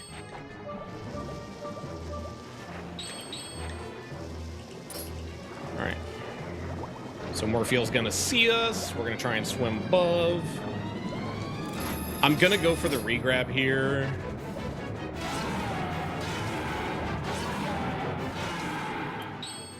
It's just because Jake has a huge knob. Okay, I got it. Do I have enough air though? I hope I had enough air. But that's Morpheal. It is so if you fail that regrab, you are dead. Unless you are like at the lowest point that Morpheal can be on the ground, you are straight up dead. So it's very dangerous to go for, but it saves a water bomb, which we need. It also saves time in general. So hopefully I had enough air to live.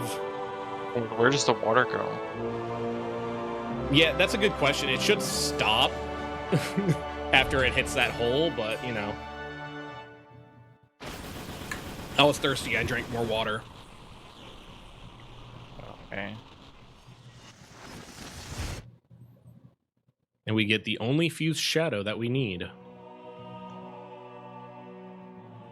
Because for some reason, the game only checks for the last one.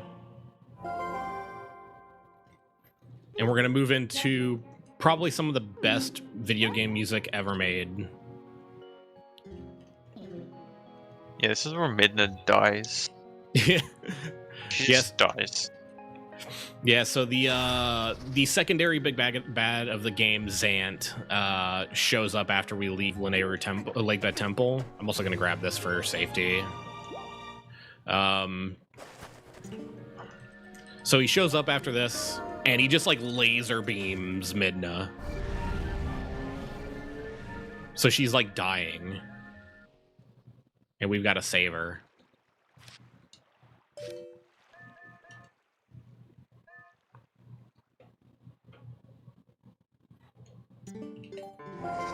And we get probably the best track in the game, which is this one, which is Midna's Lament.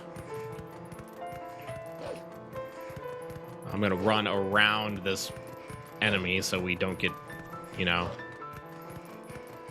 the battle music instead. Yeah. And you can actually still turn into a human here, and Midna just goes into your pocket or something. Yeah. Weirdly though, like because Midna's dying, there's some things that Human Link just straight up can't do. It's really weird. He's like I feel like he's a little bit slower. I mean, wolf movement is faster, so you don't want to be human here, but Yeah, I just think in general, it feels like he runs a little bit slower, but there's some other stuff. Yeah.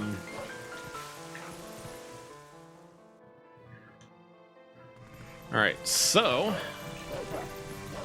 we're gonna go. Oh well, all right. I talked to the cat. Cat. I totally did that for Glan and not on accident. So we're gonna go try and talk to some people that we totally have met.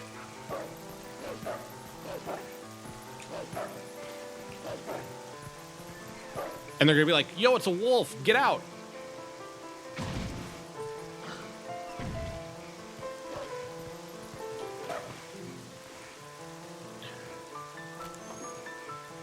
Another cat. This one's gonna talk to us.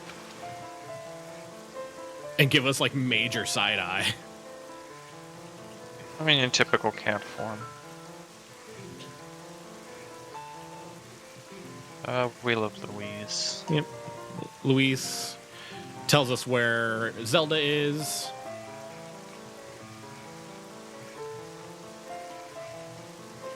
And she's like, I don't know, she's up there or something.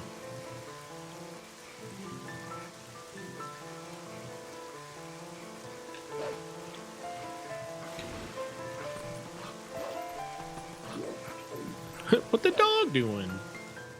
Yeah, what is the dog doing? Good question. So we're just gonna climb these ropes. Oh, or I'm gonna, you know, jump off a ledge and get decked by a Goron. That works too. I heard that was the optimal strat, actually. Yeah, all the top runners are doing that one. And that's how they get their sub 3. Yeah. Or they're sub 250. God, I remember when there was like 2 people who had sub 3.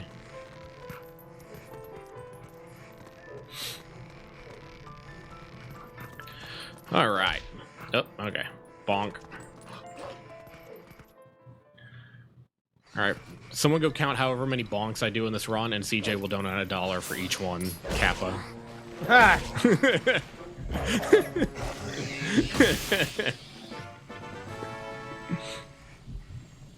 So we just ripped out a ghost's soul. You know, no big deal. It didn't need it.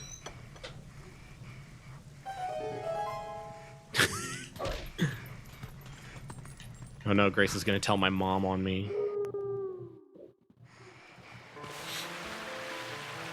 Alright. Yeah, do it.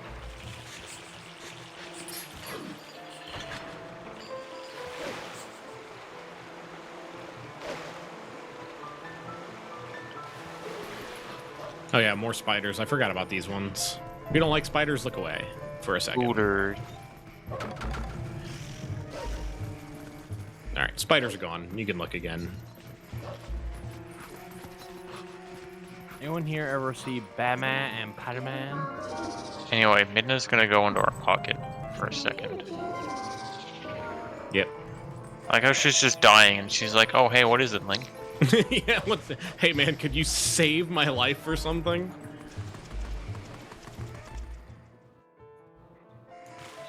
Alright, so... this archer right here, we have to kill. If we don't, he will straight up shoot us off these ropes, no matter how high up we are. Like, the dude is the best sniper on the planet. That sounds like a skill issue. Oh, what am I doing? Forgetting what part of the game I'm at is what I'm doing. This is what happens when you spend most of your time practicing dungeons. Okay.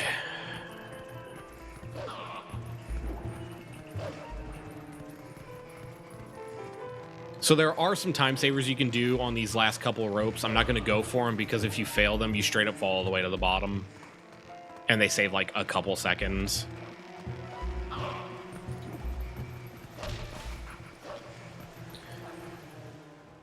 All right. So there's a win cycle that we can make here if we're not bad, which I don't think we can make now. I don't know how to make that guy not hit me.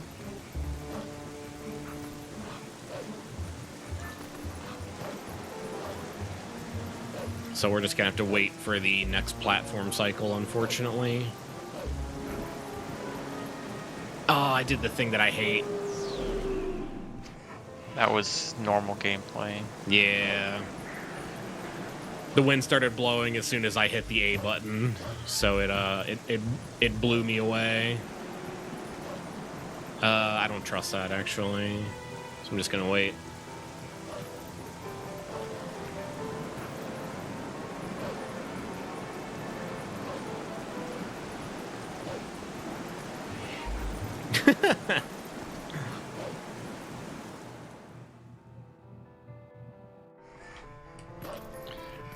Grace is always judging me. Yeah. All right. She judges everyone. Yeah. Binda's fine again. Everything's fine. All right, so I'm not going to forget to get ending blow.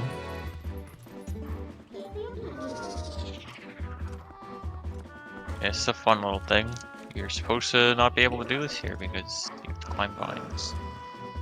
Mm-hmm. But it doesn't really matter. So notice that we're outside of Hyrule Castle right here. Also, welcome to what happens to Majora's Mask Link. That's him.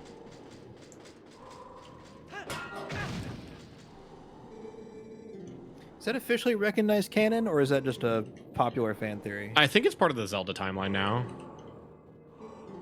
The Zelda timeline's so weird. I think the Yes. new one now shows that Twilight or no, Tears of the Kingdom and Breath of the Wild are now like a separate alternate timeline, unrelated to the rest. And at this point, it's like, why even bother? Yeah, even though there's places from Skyward Sword in both games. Yeah, doesn't make any damn sense. Okay. So now we have ending blow. We can now complete the video game. Yeah, that's all we needed, so the run's basically done now. As far as item goes, yeah, we just need one more. Or well, no, two more. All right, so now we're outside of Forest Temple again for some reason.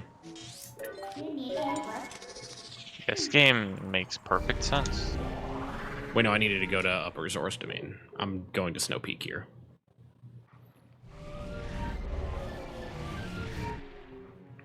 I once again got ahead of myself. Uncle?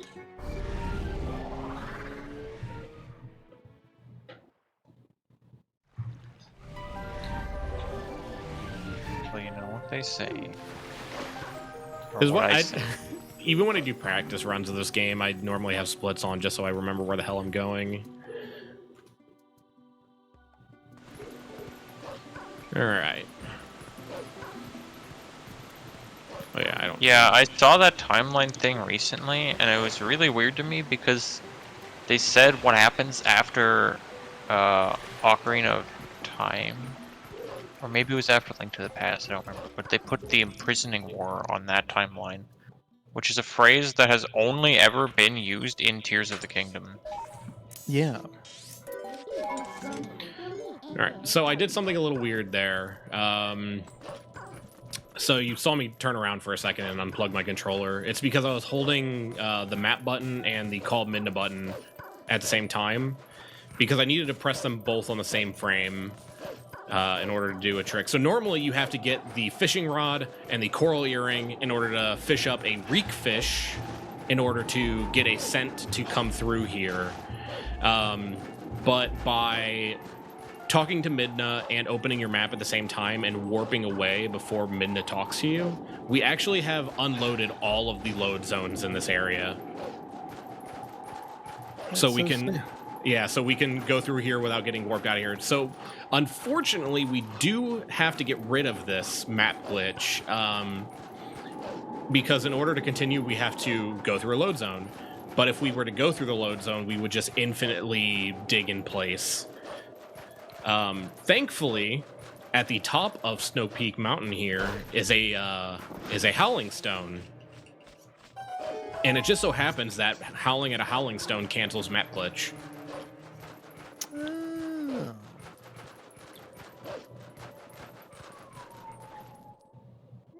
Oh, woo. As much as I love the concept of the Howling Stone, I really wish they made him a little more melodical. You know, like Yeah. made them sound better. They just kind of sound, eh. Yeah. So we actually don't have to howl at the Golden Wolf. We don't have to do that. We just howl and then leave. So we just go like, yo, what's up? And then peace.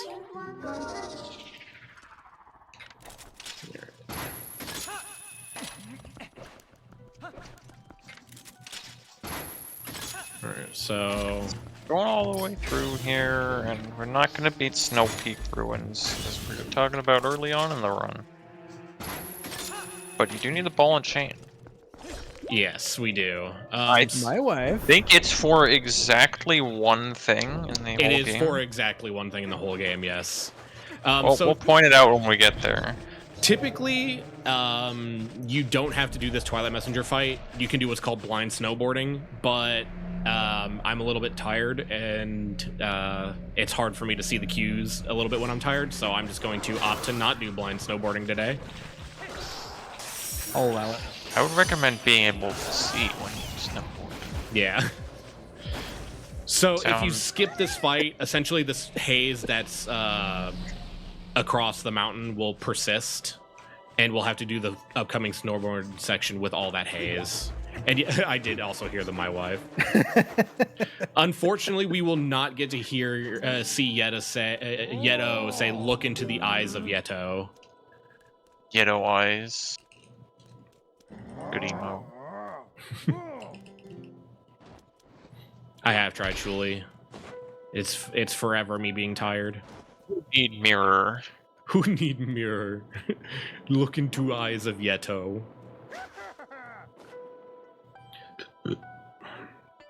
All right. Yeah. Who need mirror? I do actually. Please give it to me. Yeah, please. Please give. It turns me evil. Please give. Man, I love the snowboarding section. Yeah. Very cool feature. Doing it I like- with that snowy haze over it, a lot less fun. Oh, for sure, for sure. I like how you're snowboarding on like a frozen leaf, but when you crash, he just like kicks up a new frozen leaf. Yeah, Out of the from ground. literally nowhere. I mean, just play Tony need Hawk's Pro Skater. Let's Sometimes you break Face your board and you just get a with new one. out the of nowhere. eyes emoji superimposed over it. I blame @Clinton. All right.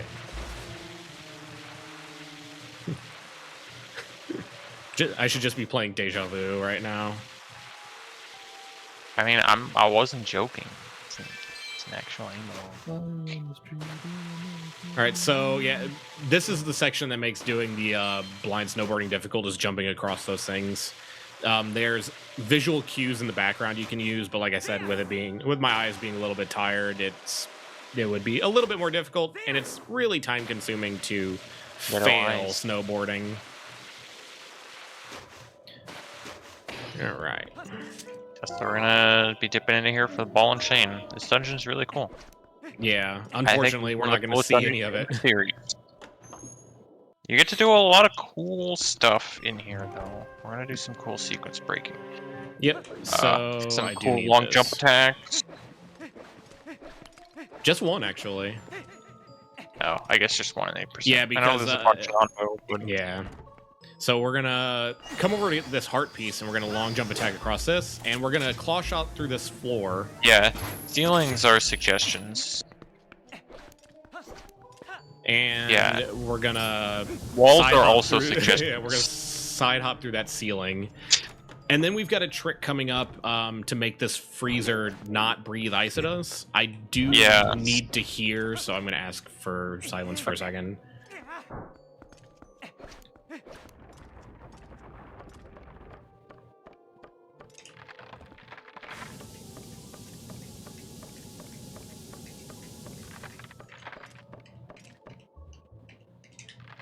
Okay, that should be good.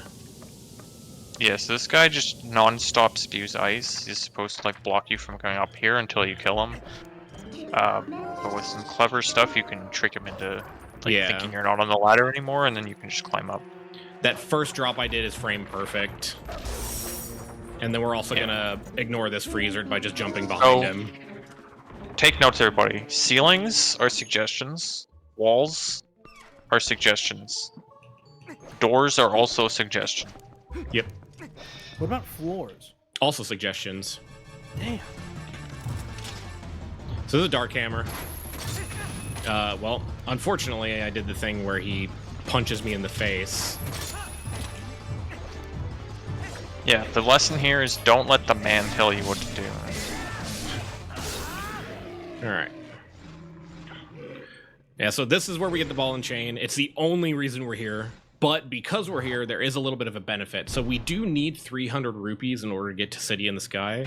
And there are 2 100 rupee pickups here that we can get. So Yeah, there's also like the Orden pumpkin or something. Yeah. There's Very important. So yeah, inside this dungeon, there is not a single heart pickup that you can get. There will not be a single heart in a chest. There will be nothing. The only Yeah, way to Blizzetta heal- stole Yetta stole them all. Yep. The only way to heal inside of this dungeon is with Yetta's soup. I mean, damn good soup.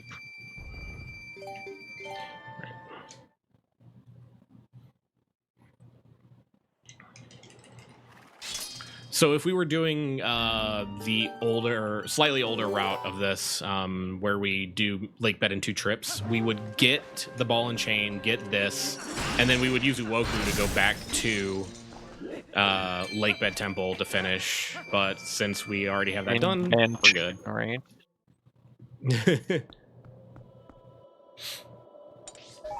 All right, so now I believe it's like Hylia, because now we need to go to Arbiter's Grounds. Yeah, the next dungeon that we'll actually beat Yeah, because we have to. Like, we literally have to. You have to. You have to go to Palace of Twilight later, and the only way to get there is in the back of Arbiter's Grounds. But imagine if you didn't have to beat Arbiter's Grounds. Imagine. And you just, like, got the warp point somehow. You That would be crazy. just moon jump up there. Imagine if it was, like, on the same map as the rest of the desert. That would be funny.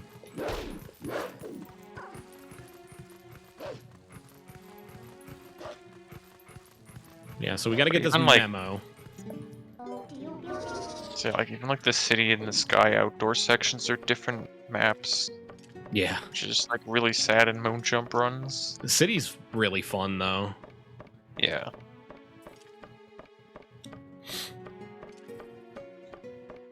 My favorite thing about Arbiter's Grounds and 100% though is you do Poe 1 skip even though you have to kill the Poe 1.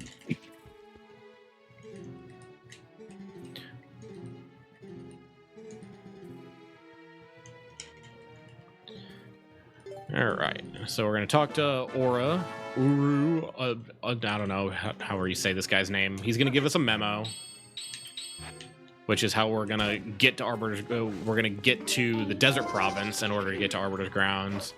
And Glenn, how are we going to get there? The Arbiter's Grounds? How are we going to get to the desert? Well, we're gonna give the note to this clown-ass guy. Say, yo, please use your cannon to shoot this guy to the desert. Yeah, so Fire over here is going to literally fire us out of a cannon into a desert.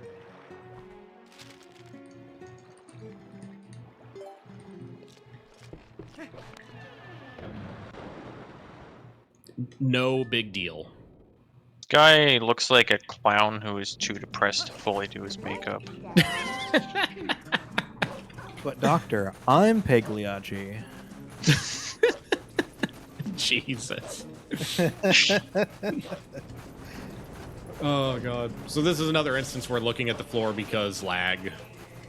Yeah, so here's like a solid minute and a half or something of just running across sand. Yep. Actually, I don't know how long it is, I just made that number up. It feels like forever. Yeah, the desert is very big and empty.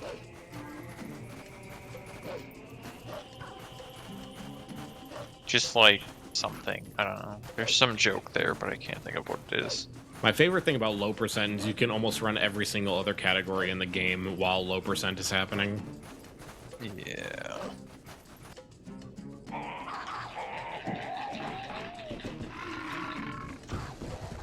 Alright, so in your casual playthrough, you probably remember having to grab these boars in order to break these fences to get through.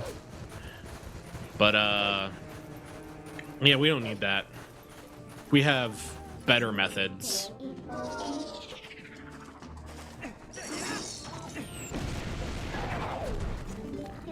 I'm not sure what broke that fence, that arrow or my ball and chain. Alright. Yeah, you could squeeze there. It's Yeah. fine. Don't even worry about it, man. Don't worry about it. Alright, so we've got another instance of map glitch coming up here.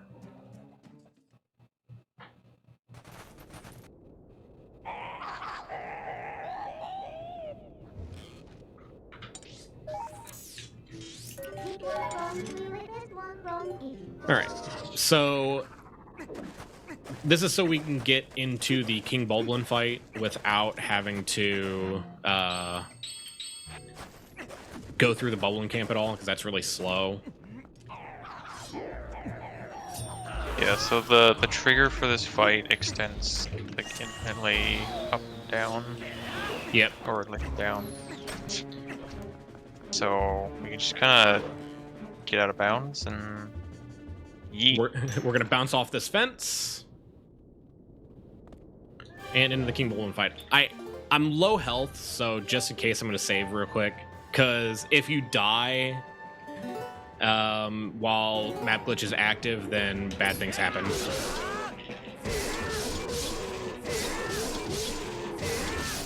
Okay, cool. We didn't die. Baby, please. We'll never see him again. Yeah, he's donezo. So technically, if you play through this game casually, this will have been the 3rd time you will have fought King Bulblin.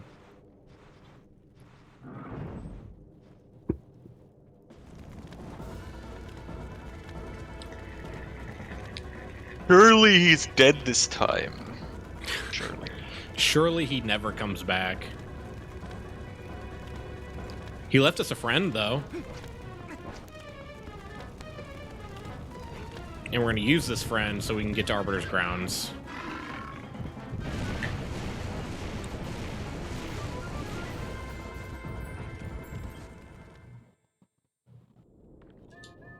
Alright.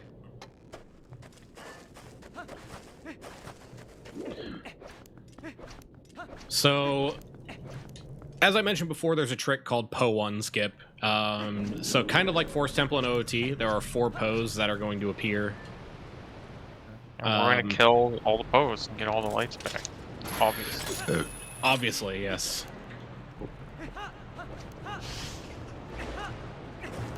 This dungeon's pretty cool. There's a lot of cool movement and skips and stuff. Yeah.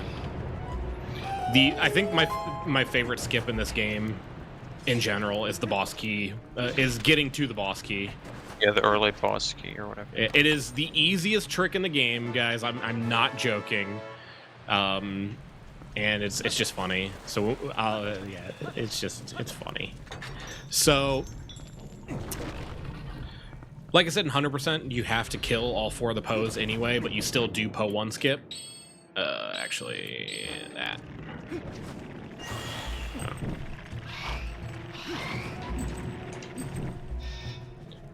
But, doing Po1 skip saves about 40 seconds. I also need to find some health, though, because you can't do this trick while beeping.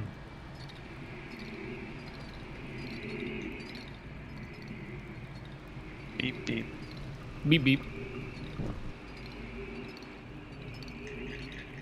If you were doing low percent, you would get a blue rupee up to this gate, get into a specific position, pick up the rupee, and while that text is on the screen, you would walk away for like 11 hours.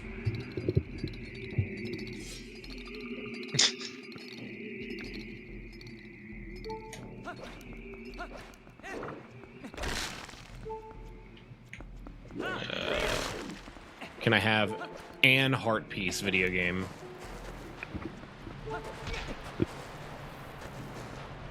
Yeah, they stole them all. Damn you, Yetta! Alright.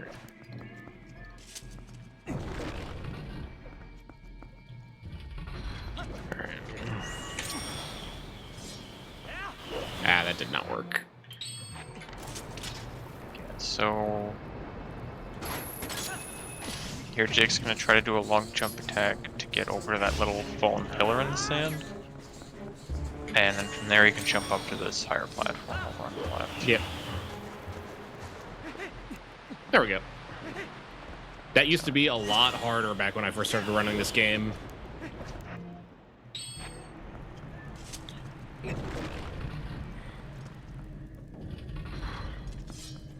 Whoever found that particular setup is my favorite person on the planet. I made this.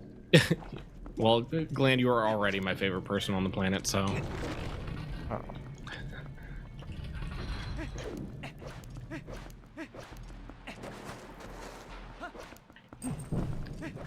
Alright.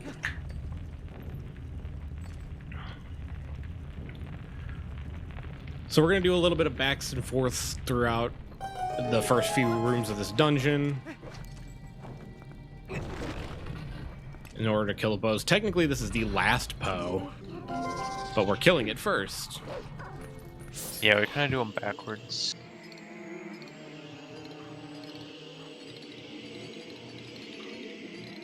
Just like Forest Temple. Man, Nintendo's going to sue somebody. Wait a minute. They made this.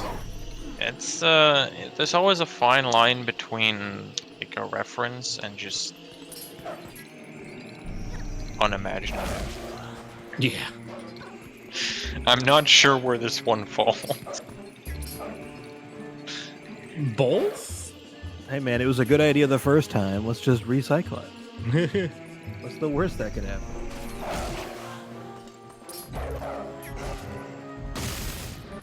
Something we do have to do in order to progress through here is we do have to get the Poe scent. So we got to do a sniff.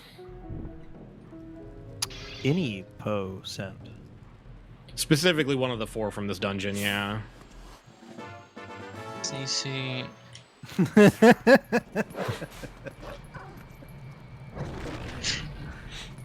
Look, I was gonna skate past it. That was bad. I'm sorry. No, it's fine, because once we get the set, that means the run is complete.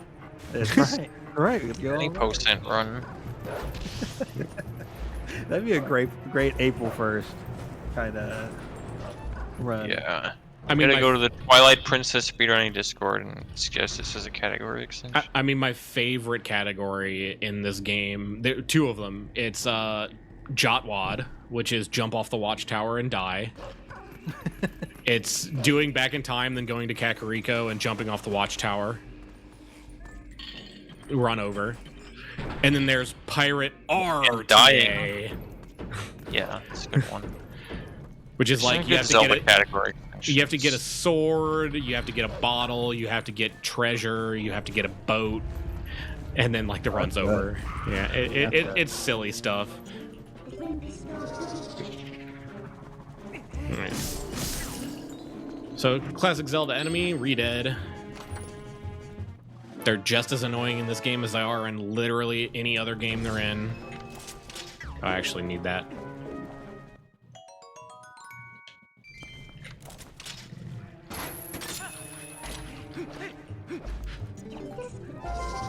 And Cat has decided it's time for cuddles. Lulu!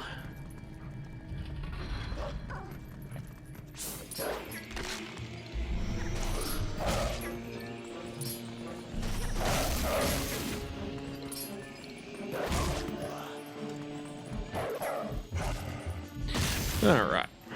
That's Poe number 2.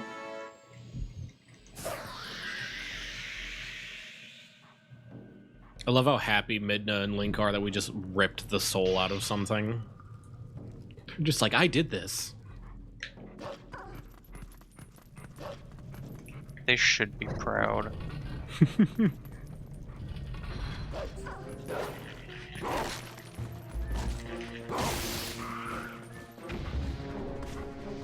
Poe's mad.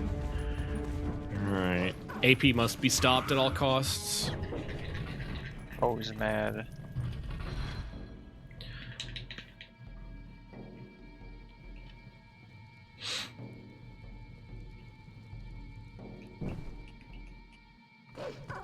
And now we're going to head back across to where we just were.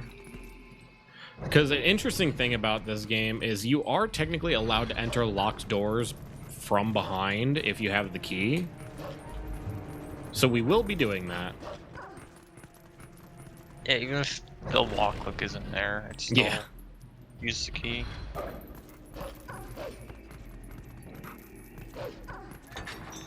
As you just heard right there, an unlocking sound happened. You can see the chains. But we were definitely on the correct side for that. That's what she said. Alright, so this is the last Poe we have to kill. That is in this room. I can't believe I got seen by that Redead, to be honest.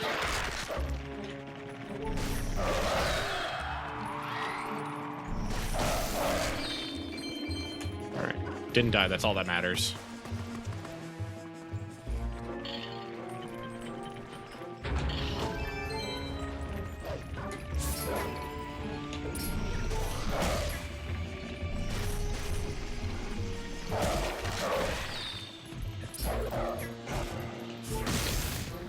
Okay.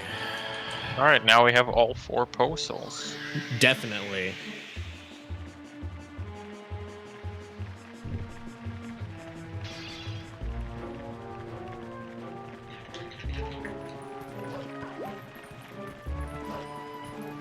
So the good thing about coming through this room backwards is that there is a small key in this room, but getting it opens up a bunch of ghost rats to come after you. And they slow you down, so it's just nice that we don't have to deal with that.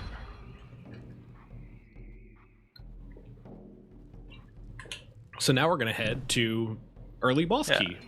Yeah, as you can clearly see, we got all 4 Poe flames back. Yeah. So the door See? opens. There's something about this game and not needing the first of something. All right, so we're gonna come over here. We're gonna jump over by this pillar, and we're just gonna bee attack past it. All right, cool. We have now gotten the boss key before we got the spinner. I am not lying when I say that that is probably the easiest thing in this game.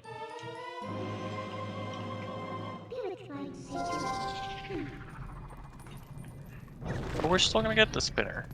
Yeah, we definitely need the spinner. It is hard required. But we don't get to do any of the sick Tony Hawk Pro Skater sections. Unfortunately, no. We gotta save those for Big Law. Alright. So, we're gonna use some more water bombs in this room to kill some, Stalfords? I forget what these enemies' name are.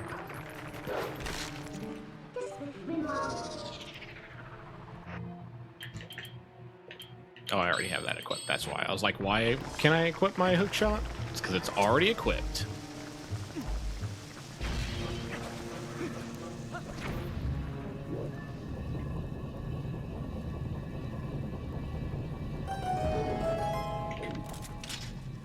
Okay, and we're just gonna hook shot our way across this room.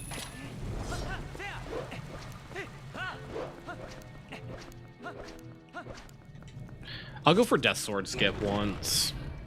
I've only done it a singular time.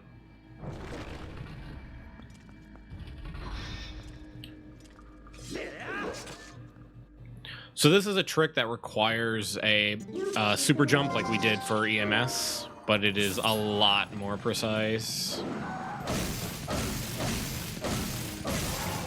And it just skips like part of the fight.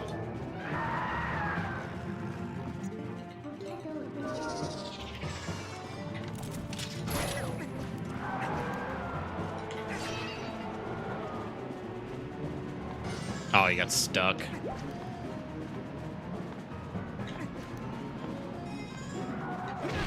Yeah. Alright, I'll try Unamas, since I'm already standing here. If he gets stuck again, then I'll just say screw it, though. Yeah, he keeps getting stuck.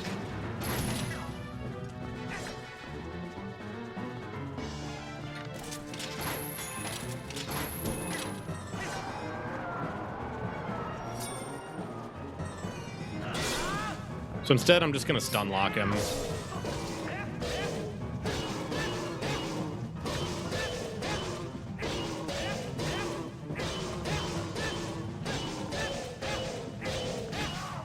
So by never finishing a combo, you can just hit him until he's dead.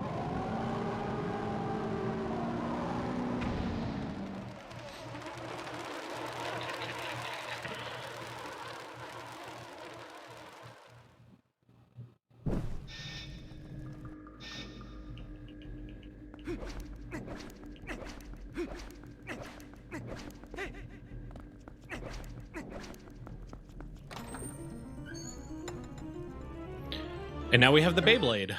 Everything dies so dramatically in this game. I mean, I feel like if you were getting stabbed in the face repeatedly like that, you'd die pretty dramatically as well. Also, fun fact, definitely feel like Crunchy Brown was a Beyblade guy. I can see it. How is that a fun fact when you just, like, made an educated guess about somebody?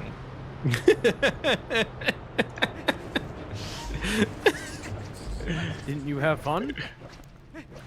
Not really. All right, fuck. Glenn's a tough customer, dude. I'm just saying.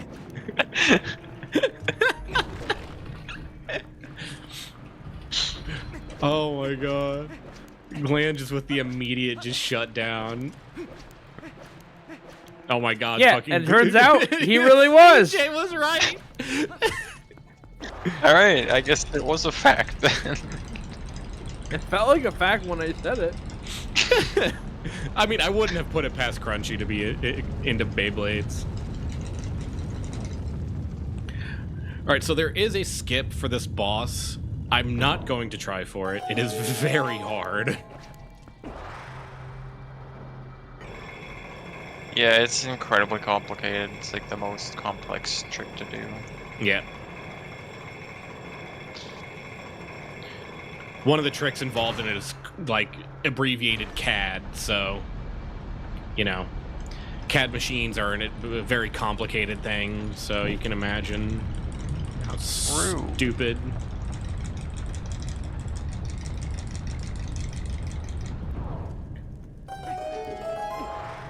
All right. So we are going to fight the boss, unfortunately. I wish this trick was more accessible. A handful of years ago, and it was TAS only. Maybe someday. Or it'll be like the Oracle of Ages thing, where the Super Kaizo trick becomes free, and then they find an even more Kaizo trick. That's my favorite. Alright, so this is Stallard. He's a two-phase fight. There's a reason why my split name for this boss is a bunch of expletives followed by quick spin.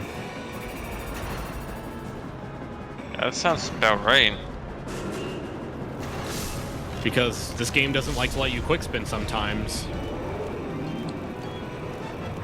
That sounds like a skill issue. It is. Look, man. You gotta let me blame the video game.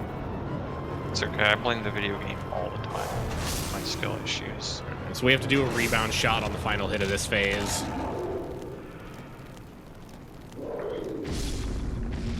We beat him, guys. It's over.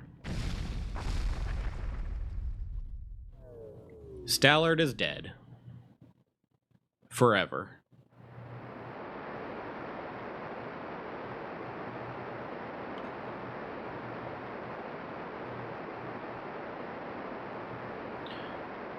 So an interesting thing coming up.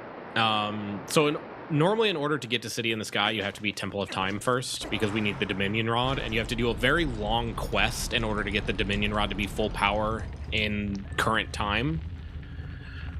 Yeah, we're not gonna do that. We're not gonna do any of that.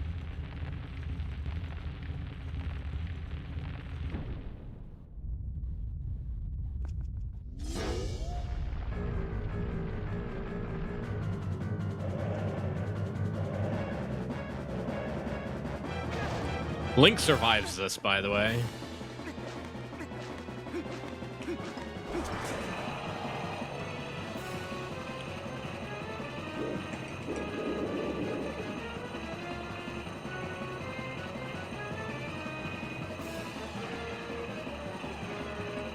Rat Jam.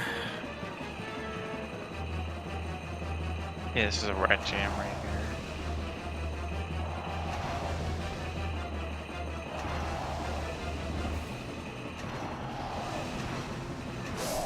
That was weird. All right.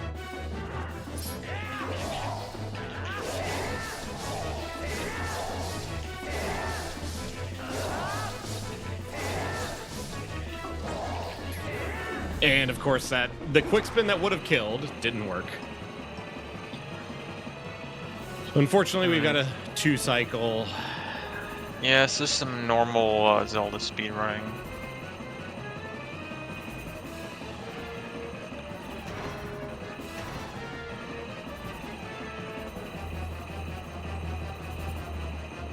Link is just spinning around. Yeah, I know.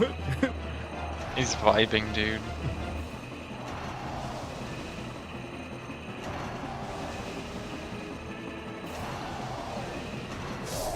He's like one hit away, probably.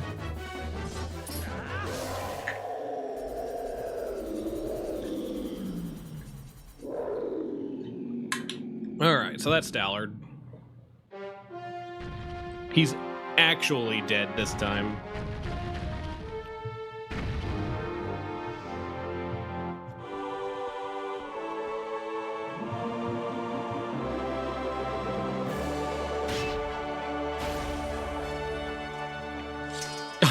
Camera death, I don't trust it. What is this, a horror movie? Yes, Very anime. actually. Oh no, he died off screen. So I guess that's demure. the end. That's the end. Alright, so the spinner's actually really fast in this boss arena, so we use that to get out. He didn't actually die, he just went to the farm upstate. For giant skeleton heads.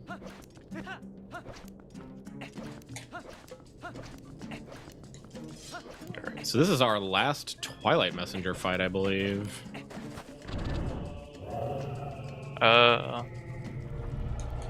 Depends how technical you want to be about that.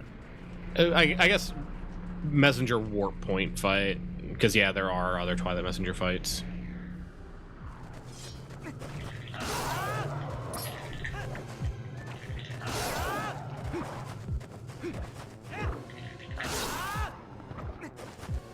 Alright. Come to me! So normally you would spinner up this pillar to activate the mirror, but turns out you don't need to do that. Just leave. We're just gonna Just like- leave. Just like the share zone told us. You can just leave. So Don't like it? Hit the bricks. they're still here. Like I said, they haven't left. Surely that means they won't be inside this house. Building. I actually don't know Right. if they're in here. They're definitely Yeah. not in here. Alright. So now Jake is about to do some very normal and intended gameplay right now. Yeah, so like I said, normally you would need the So debating after rod. beating the after beating the Temple of Time, which we clearly did, you go and get the ancient sky book or whatever. And then you turn into a wolf and walk through the wall.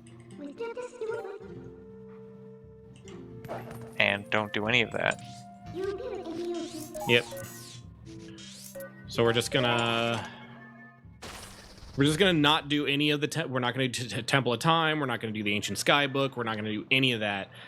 Just getting into a semi-precise angle, going to walking into a certain spot and transforming by the side of that owl statue, you can just slip right on by. Unfortunately, that means we aren't going to pet Armagoma with the Yeah. giant statue. Without pets. And now Fire's gonna be like, yo, I like cannons, let me repair that cannon for you for the low price of $300.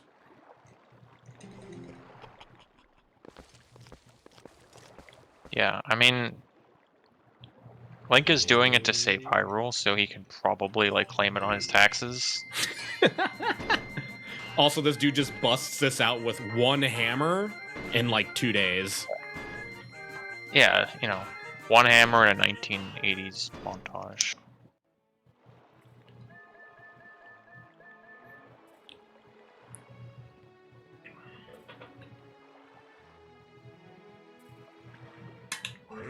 You don't like spiders and snakes. What about dragons? I How like do you feel dragons. about petting a dragon? I would enjoy that one. Because we will be petting a dragon.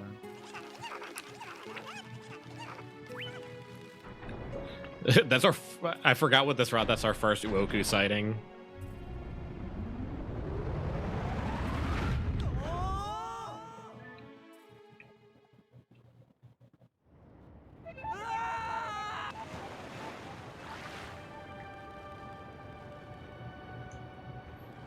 All right. So this is City in the Sky. This is a long jump attack playground. Where's... Oh, hey, look. It's a Dargan. I think we should go pet him. Okay.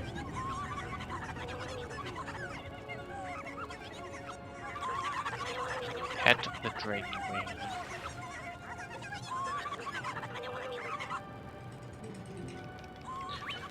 All right.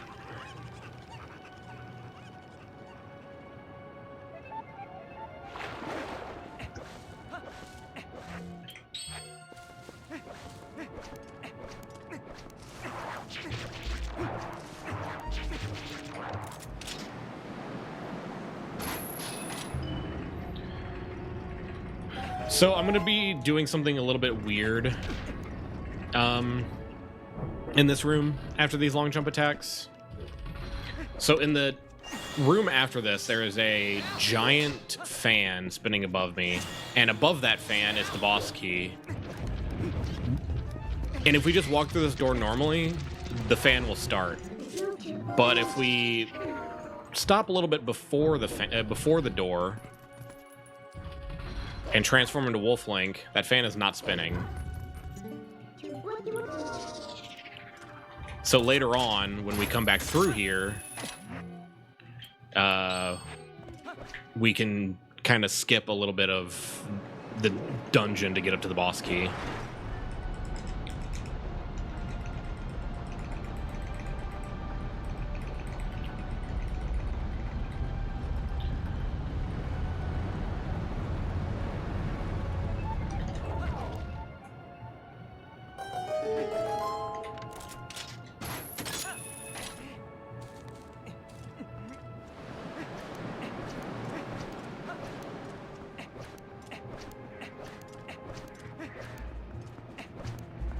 All right.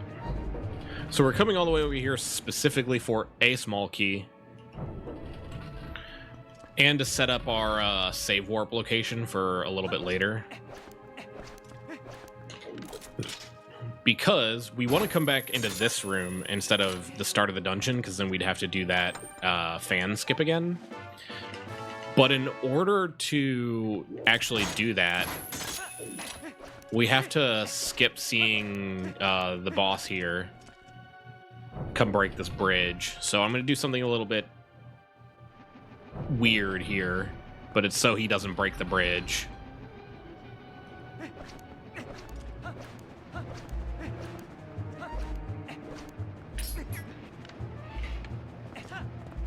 All right, so doing that means that our Dagron friend doesn't break the bridge, which means when we save warp later, we'll be back at that chest.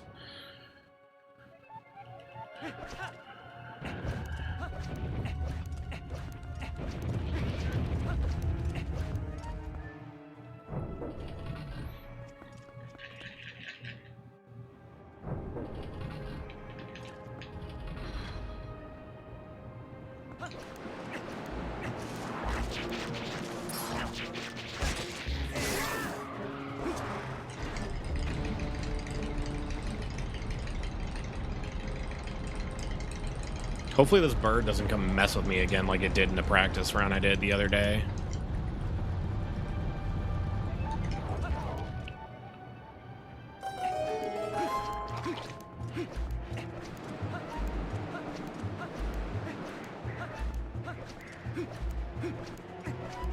All right. I mean, that's what they call Burge business. Burge business. Yeah, I shouldn't have got myself involved with his business.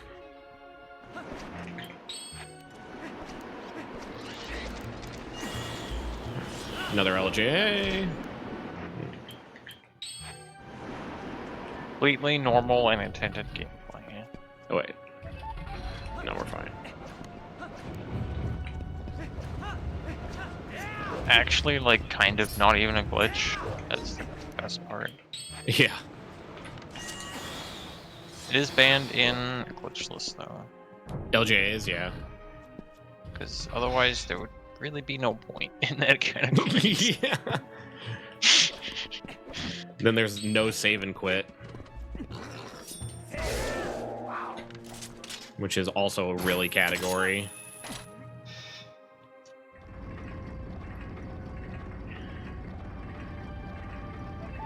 Yeah, it sounds like it.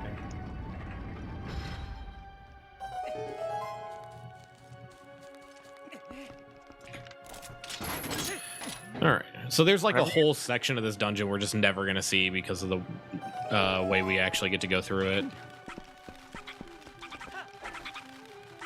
Okay, cool. This dungeon is just really cool. Mm-hmm. Speedrunning wise, it's probably my favorite dungeon in the game.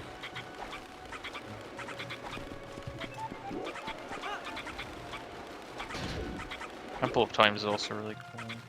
Yeah, that's got a lot of cool tech in it. All right. That jump is actually a little bit tricky, so I'm glad I got that. It saves having to turn a fan on.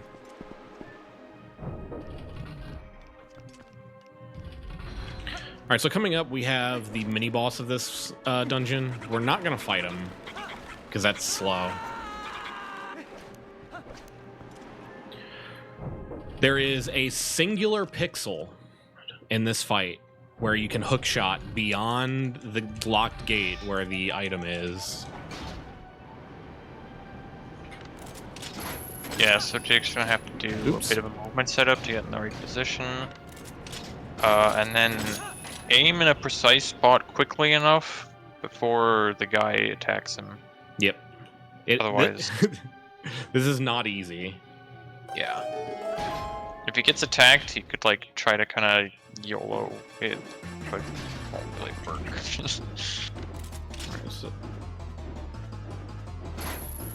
Oh, that's a cool setup. That's not what I'm used to seeing. Yeah, that's an old way of doing it. I know Beast does like forward stab combo. Yeah. All right, so now that we have the double claw shots. So yeah, I lined that up incredibly quickly. That is very difficult. It is a single pixel. Yeah, that was really clean.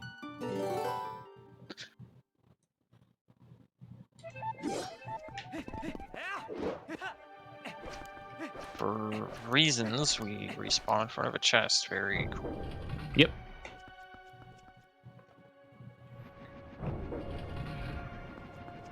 You know, not like at the entrance of the dungeon or anything. Just like... Oh. Hey, listen, I know we're all vibing and enjoying the run, but I just wanted to mention that we're still raising money for Save the Children, so get those donations in. Yep. Ooh. Donate. Still waiting on someone to donate $300. Just drop the fat stacks, yo. Listen, if we don't have to have one person do the whole thing, but Oh, well, bye, friend. goodbye. He's gone forever. We just took the elevator out. This is the wrong floor. Sorry. Sorry, I attacked you. I'll see myself out. So, yeah, now because the fan's off, we can kind of just claw shot our way up here. And there's some very peculiar collision. Where, yeah. I think this guy's in the way. Yeah. That's Definitely how intended. Yep. I actually just learned that like a couple days ago. Oh, geez. Okay, well, that was not nice. Could I have a heart? Did you know that the yellow rupees are worth 10? Whoa, really? Yeah. I actually need a heart drop because I will die from this fall. Maybe I just try and not.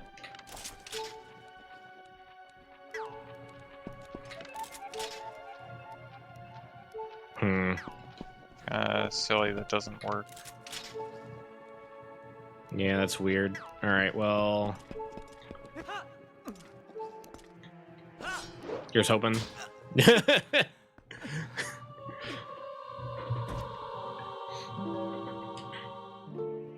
That's fine. I still have the big key. Apparently stairs are also suggestions. I do still have the big key, right?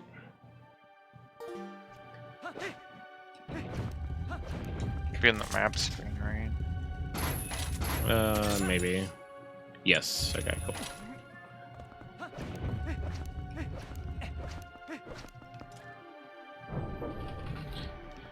All right, Yeah. so we don't turn the fans on in the dungeon. We never have to. We don't need to. There's an interesting workaround to it. So if you claw shot above these fans and aim at the top, you'll actually climb on top of them. Then we come over here to this one, scoot all the way over, and with a double LJA. Oh, I got it. Yeah, I knew he was gonna hit me. Urge business. Urge business.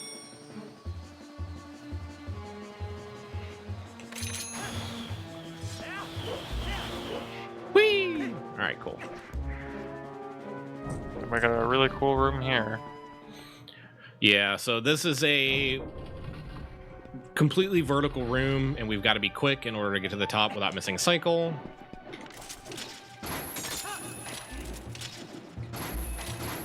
Oh, am I really not high enough for that? Wow. All right. Well, I'm gonna At the reset. room. That's dumb. I mean, I grappled lower than I meant to, but I figured I would still be able to snag that.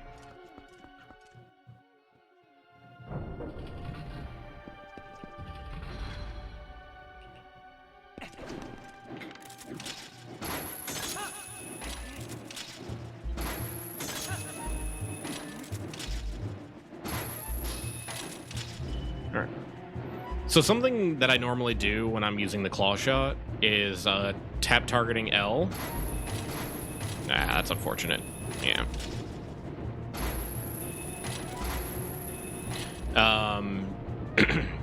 To kind of bring up the claw shot faster. But because there's enemies right below me, it's not something you can feasibly do. Is he gonna hit me?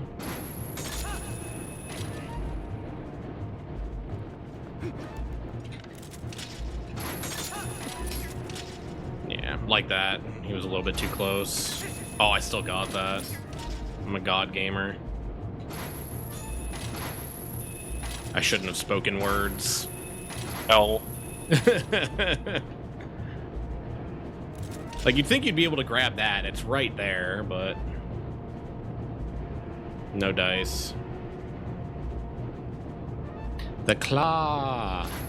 The claw is chosen. The claw is our master. It chooses who will go and who will stay.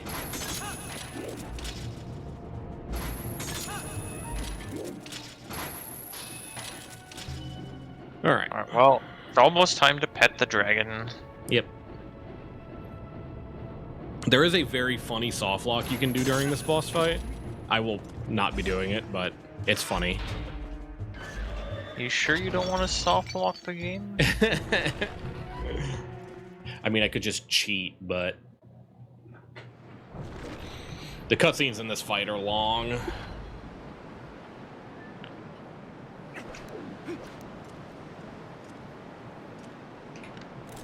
Alright, so we're just gonna claw shot as high as we can. Ooh, that was a good one. Alright, so this first phase of Argrok, we're just gonna come over here to this wall. Claw shot, put our boots on. And he's gonna eventually fly on back around and float in the middle of this arena, where we're going to grapple him and drop him onto the ground. And if we're fast enough, we can get back on the wall and grapple him again before he flies away.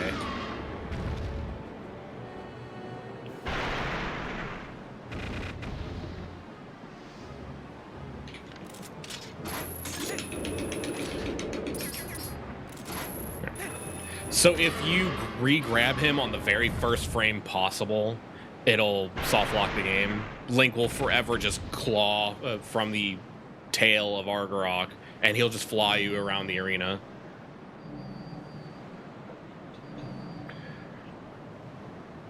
So now we go into phase 2, where we will pet the dragon some more.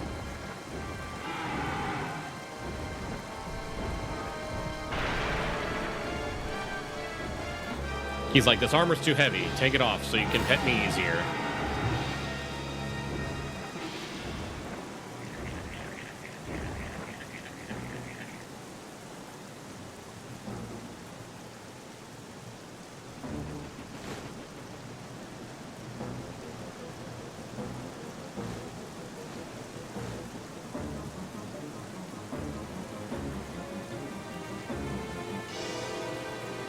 All right. So we're going to do a quick little void out here. It puts Argarok back at the center of the arena faster. And then we're going to climb the tower.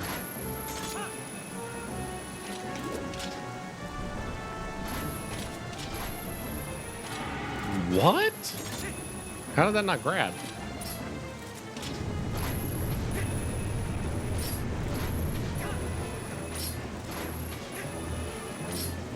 So typically there's a flame skip you can do here, but that grapple was a little bit weird, so I'm just gonna have to do this the normal way. At least on this phase.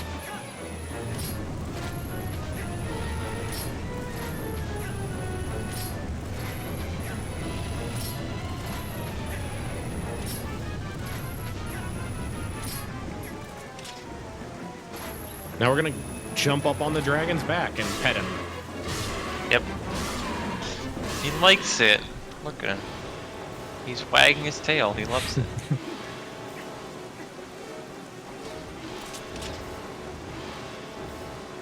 So since he loves it, we'll do it more.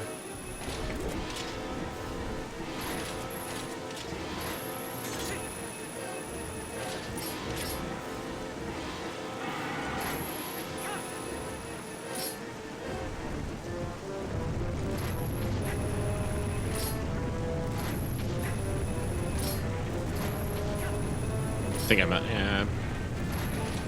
Oh. Okay. I have fallen and I can't get up.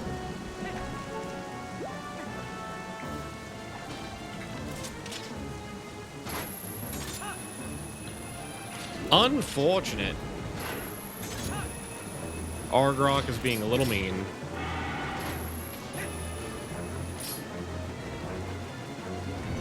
Because he loves you. There we go. The flame skip actually worked that time. Just play breathing fire. Alright, more petting.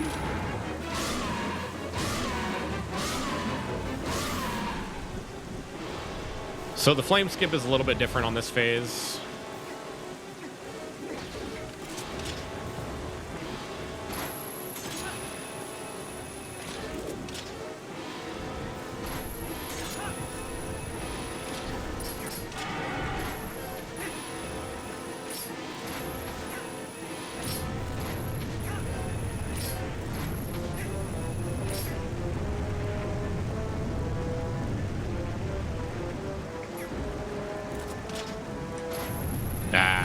Real slow.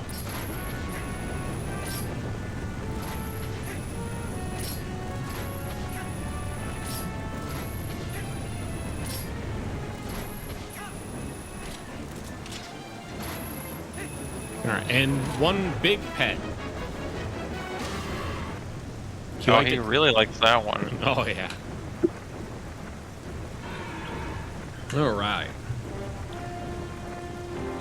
So, there are 4 dungeons that have a mirror shard, so we can get to Palace of Twilight. There's Arbiter's Ground, Snow Peak, Temple of Time, and, of course, City in the Sky. The game only checks if you have beat Arbiter's Ground and you've gotten the shard from City in the Sky. So, since we have this, we have the whole mirror.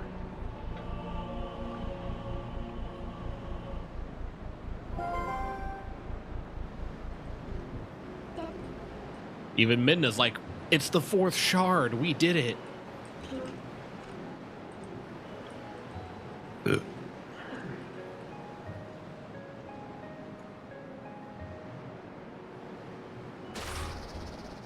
I will give up.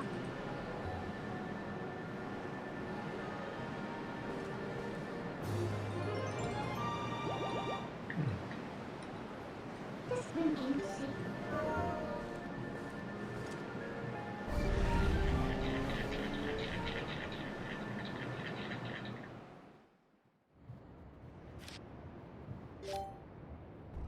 Oh, whoops.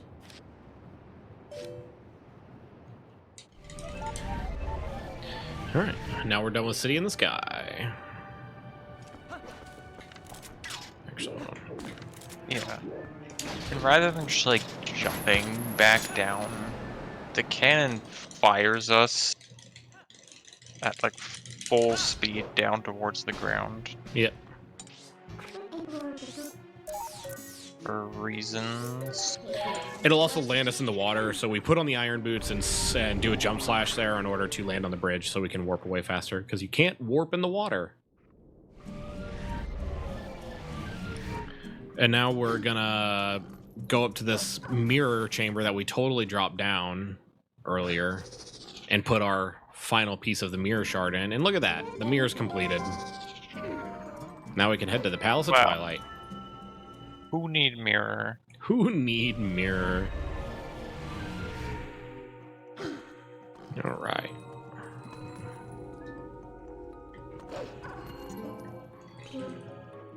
So this is probably like the most annoying dungeon.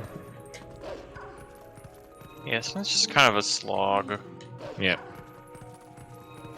Not super interesting. No.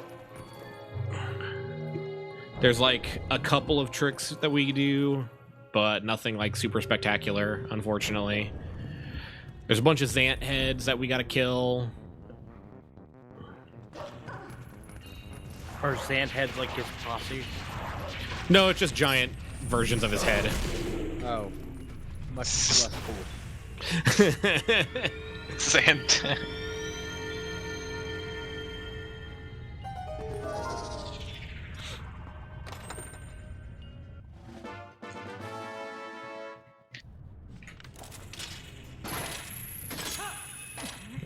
And through here. So there's an east wing and a west wing. On each ending of the wing, we have to fight a phantom Zant in order to progress, and it's about as annoying as that sounds.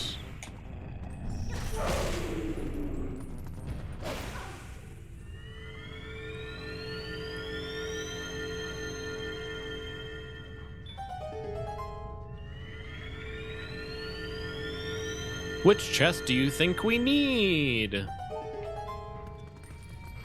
It's this one.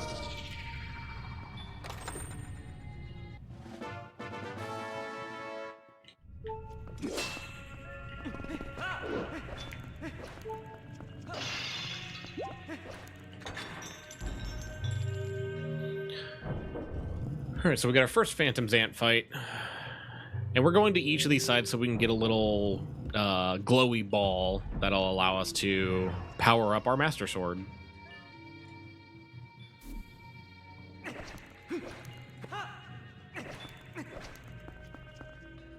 Alright. So Phantom Zant is annoying. He teleports around the room. And if he takes too much damage, he'll just teleport around the room consistently. So we're going to do a certain amount of damage on 2 phases and then try and kill him on the final one.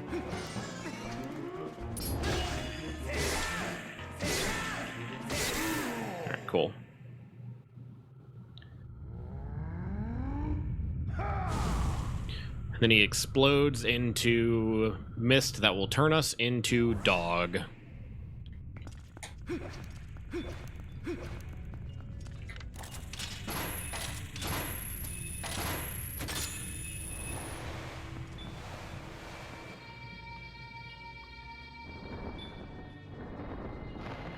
Now that we have the orb, this hand will come for us.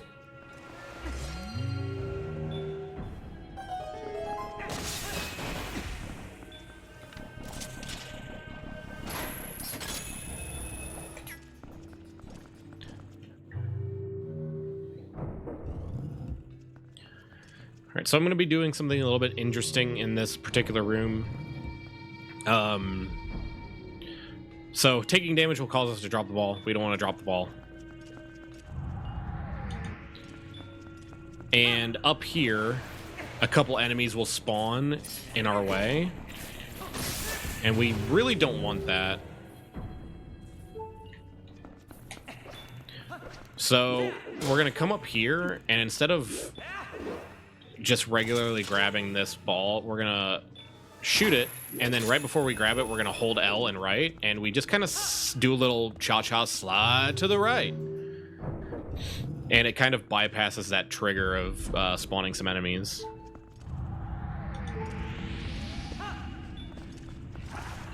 Because we didn't actually walk through the trigger, we slid through it.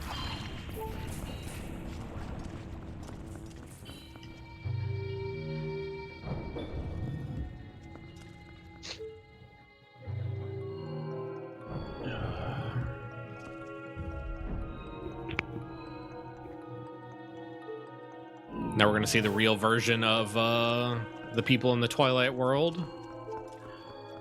Xant's influence is making them all sad and dark and stuff.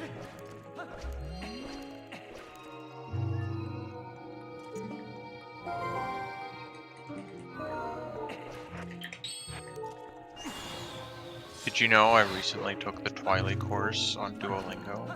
I'm fluent in Twilight now. Did you do it so the penguin wouldn't murder you? Wait, which penguin? The Duolingo penguin. Oh, yeah.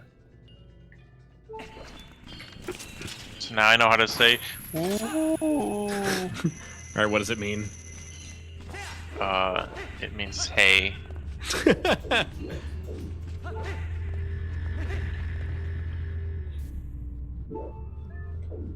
Money well spent, I'm sure.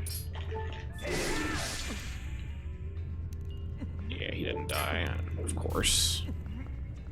I hate it when they spawn, when the Xant head spawns by the platform. It's awkward.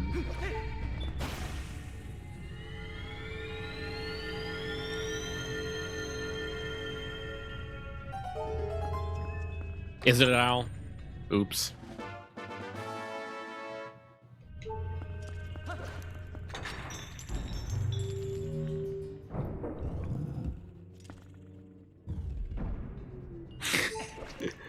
Look, man, I speak English and bad English.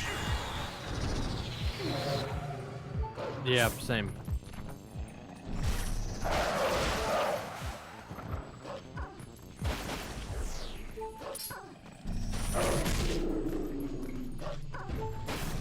Hi, Patrick.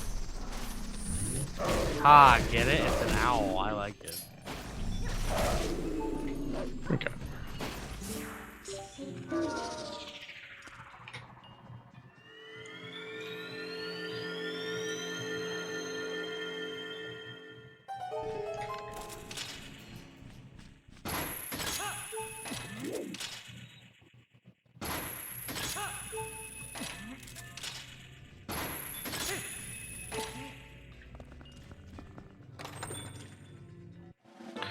Get our small key, and we're gonna do a little LJA to cross back across the room.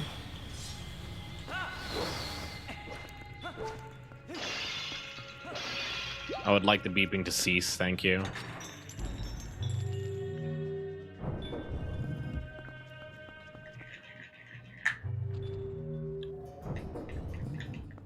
Alright, we've got another Phantom Xant fight. Second verse, same as the first. It's literally a carbon copy fight.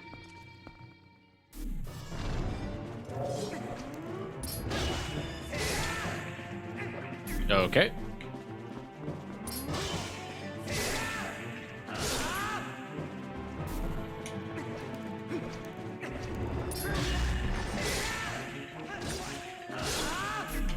Yeah, that's too much damage.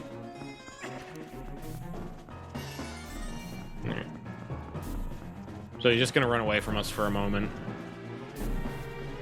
Now, observant viewers may have noticed that we haven't used ball and chain yet. True. I'm surprised I didn't kill him. Surely we'll use the ball and chain at some point during the speed run. Maybe we will, maybe we won't, but you better stop calling me Shirley. Oh my god, he was singular damage away. Alright. I'm owned. Dang, CJ finally got Glan. It's all ogre now. It's so Jover. Yeah, actually, it's over.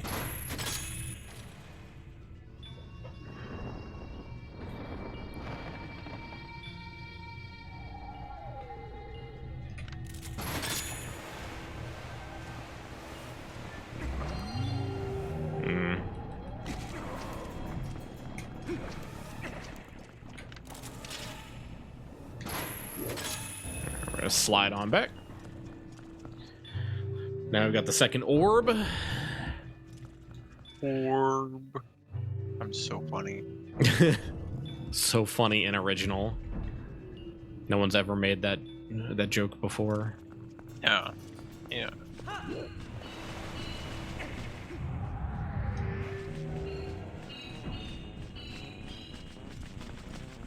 Alright.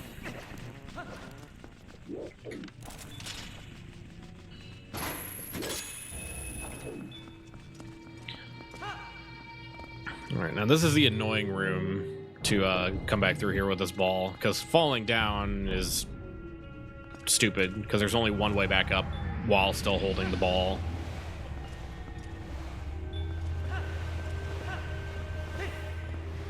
Alright, cool.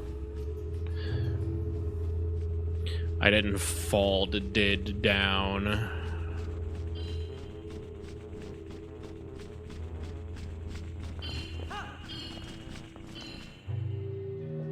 I'm gonna go for a little minor time save and try and throw the ball out of this room. In between these cutscenes playing. Alright. So we need to come over here onto this platform anyway. And just starting it beforehand and claw shotting it from there is faster.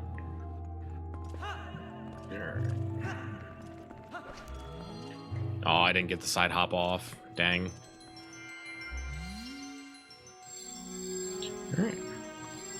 And now we unlock the Butter Sword. I mean, the Enhanced Master Sword.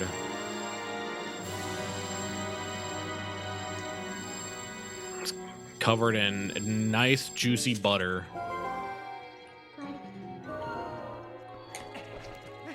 Can your butter really be juicy? It'd be something. It's like a weird property for butter to have. Yeah. So now our sword swipes have the ability to knock the darkness away.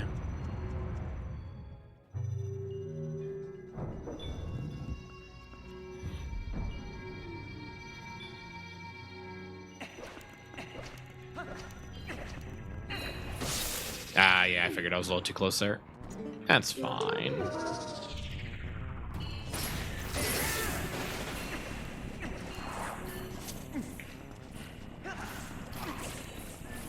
So there's one more section through Pal's Twilight. Yeah, and this is the not so fun. This is like the sort of stressful section of Palace, because coming up we do have an area that is like pretty tight as far as time goes. Yeah, we got just a really big vertical platforming room. We also kill these ant heads in one shot now, so it's super cool. You know, it'd be really nice if it would give me my jump slash quick spin, you know? I'd really appreciate that one. That's right, I gotta grab the key first.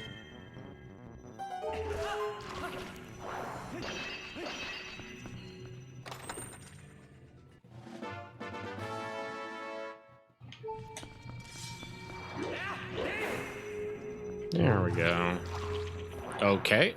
I did not walk that far forward. Video game.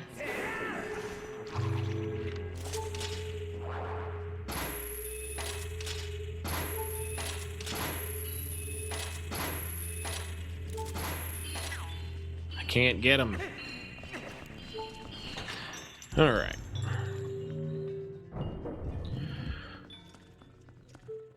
So there's a platform coming up in, I believe, the next room that is on a global cycle, or not a global cycle. It's in a, it's just moving the entire time we're in that room. And if we do the room with 0 issues, then we won't have to wait on the platform.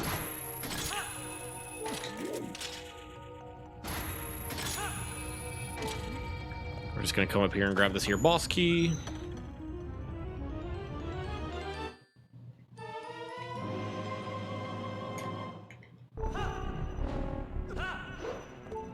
Ooh. My kingdom for a heart. Thank you.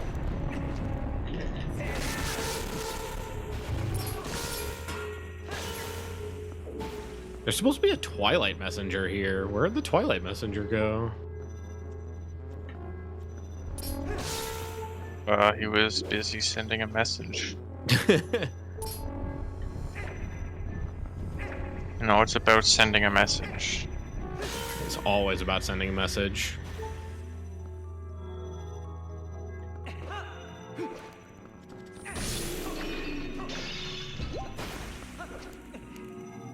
Alright, so we void out so we can get back on the other side of the screen where we need to be.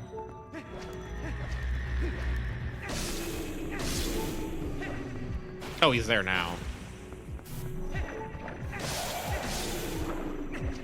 He just got back from his delivery and he just wanted to relax a little bit after work, man. I know, we're just bugging him so hard.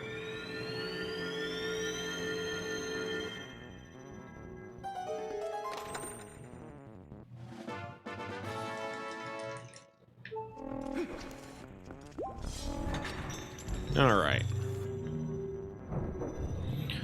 So this is the platform cycle room.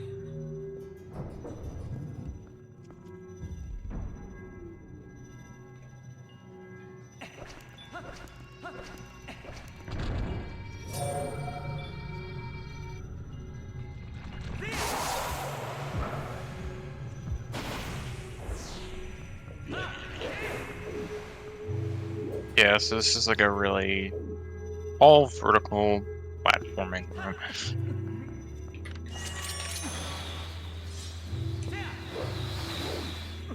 Oop. All right, well, I'm not gonna get this cycle now. Falling down very bad. I'm gonna be a little bit short of making the cycle.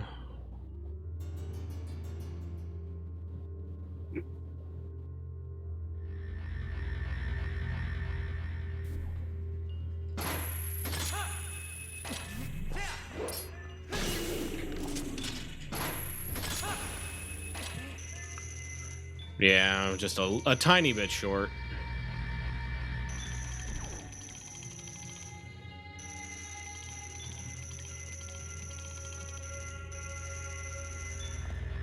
Just gently lay myself down onto the platform.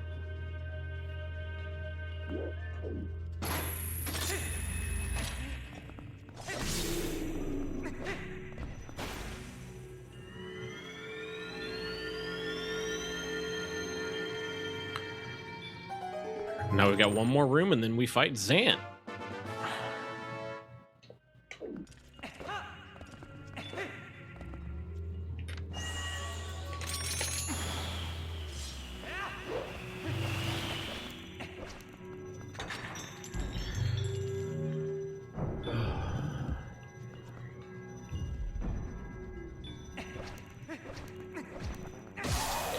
I wonder how long ago we got the ball and chain.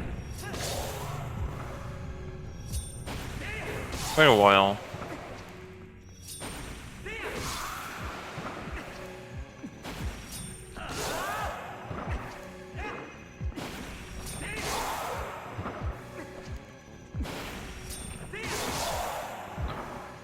There's a couple different ways you can time these guys falling. If you're not wearing headphones, you can time it with the lag on the disc reading of your Wii. Every time it like hitches, they're about to fall down. That's interesting, actually. Yeah.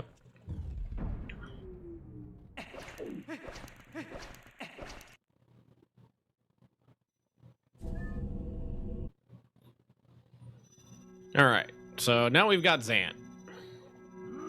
Zant has a lot of phases. He's going to go through some mini bosses and bosses, some of which we haven't even seen. Goes through more phases than the average teenager. True.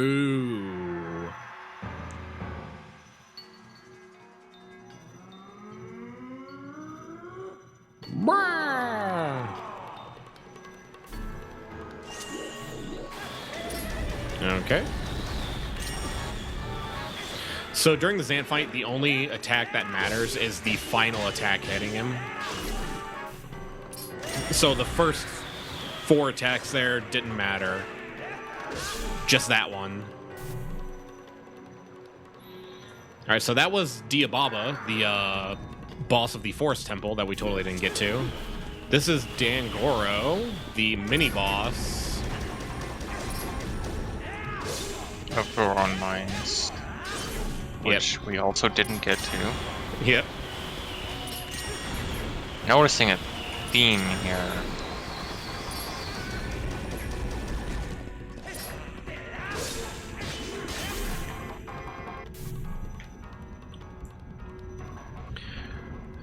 This one we will know, because it's Lake Bed.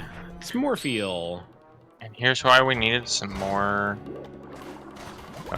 water bombs. Yep. So you can drown in this room. That would be very not good. Correct.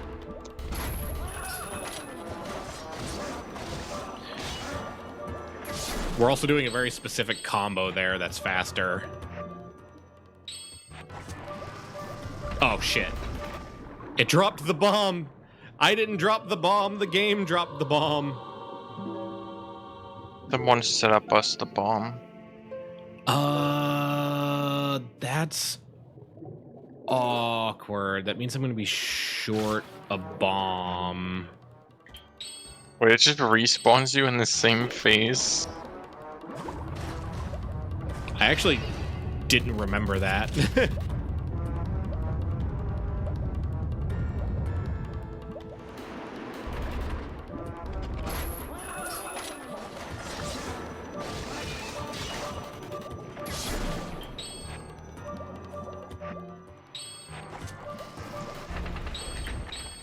Wait, no, I need to have those on.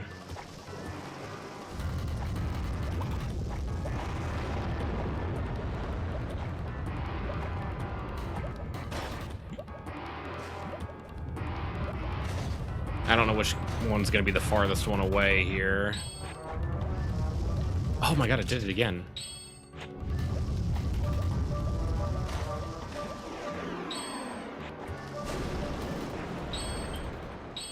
Safe. Yeah, I'm going to be really short on bombs, though. Yeah, that's true. You do need some bombs in Hyrule Castle, right? Yeah.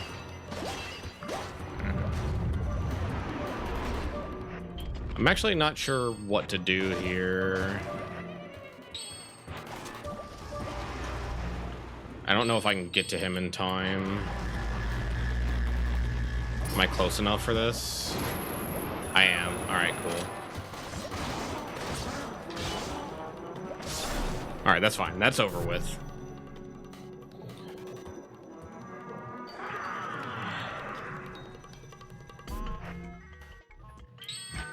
Alright.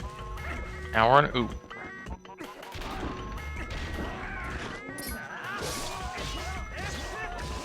Wait, are we actually going to use the ball and chain? It isn't even required. This use of ball and chain. Yeah, that right there, it's not required. But this phase right here is the literally only required reason we need the ball and chain. Like, if this phase did not exist, we would not need the ball and chain. Yeah, because this is the boss of Snow Peak Ruins,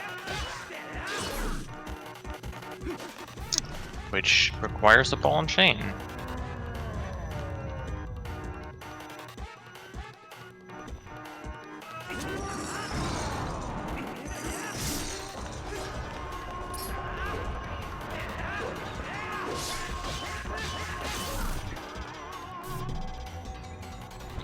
And now, final Zant.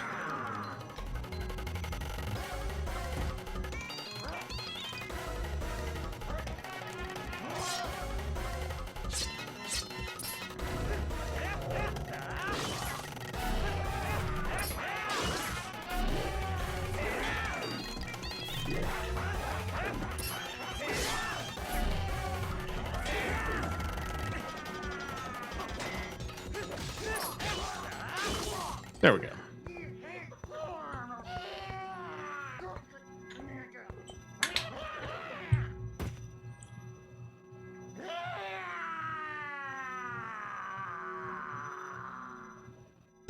He die. So after Lakebed Temple, Zant killed Midna and took the fused shadows, so we're getting them back here. All three of them that we totally got.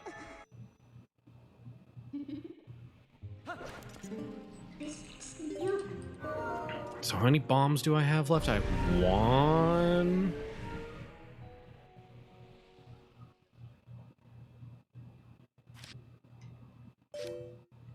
Okay. Just means I'm gonna have to do something slow for a specific room. Alright, I have one.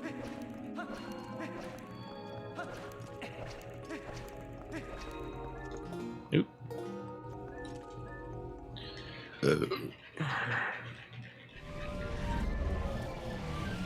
And now we go to the final dungeon. Yes, excuse me.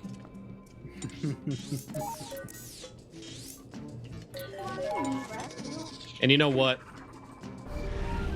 There's typically a skip we would do outside of Hyrule Castle. I'm gonna not do it. Wait, feels postman? Hey! Let's go!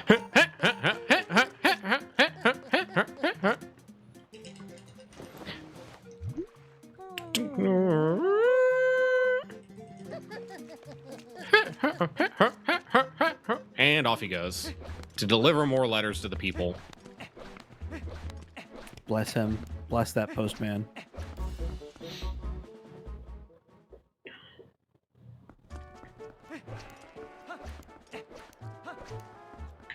All right, so now we go up to the longest unskippable cutscene of the run, where we get actual best girl.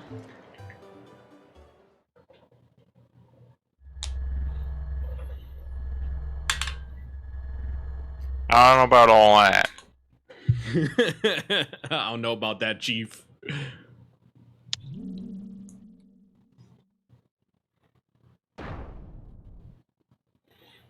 So Minda's gonna use the fused shadow to unleash her full power. Of squid. I know there's some people hanging around here who regularly unleash the power of squid. We got a few of them. It's Squidna!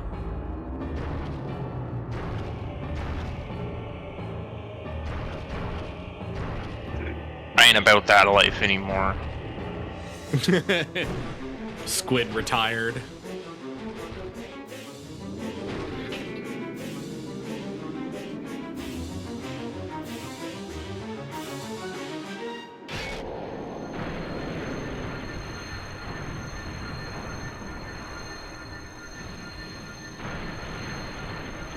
All that just to break the barrier.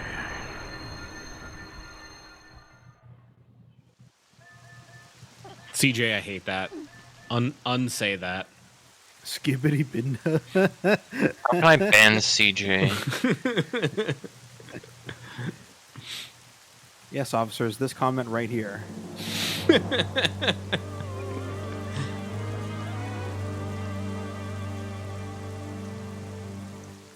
And now we can enter Hyrule Castle.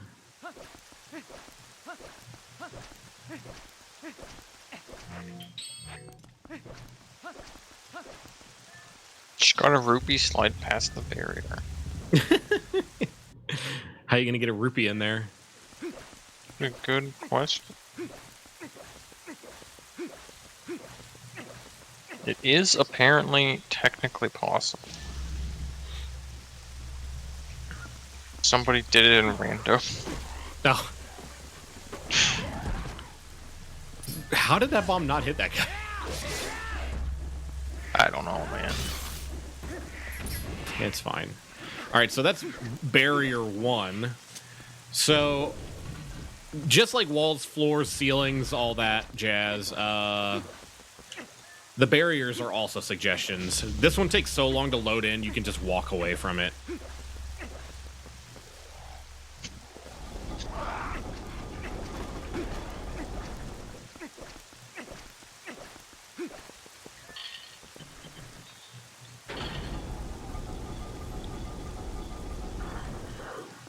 Man, I wonder who we're gonna see in here.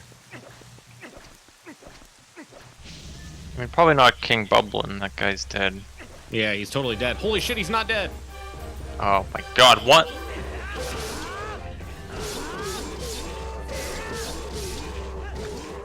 Yep.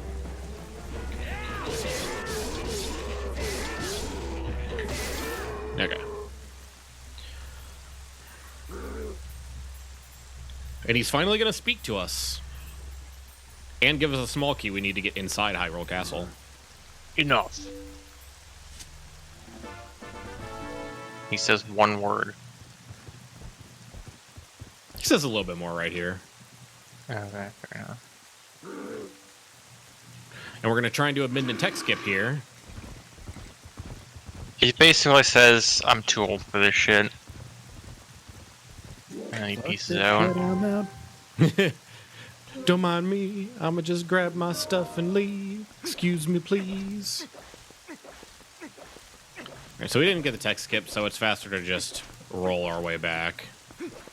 If you get the tech skip mid backflip, you have to save the game and do a save warp.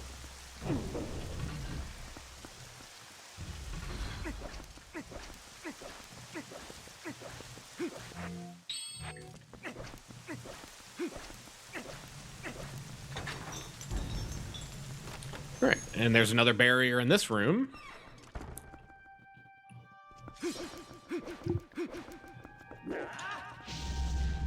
And we're just gonna walk around it. Suggestion.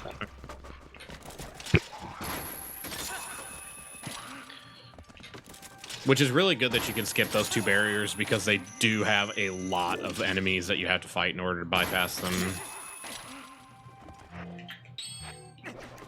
Alright, so we're gonna come into this room and have a fight with a Dark Nut. We're just gonna try and hit his armor off.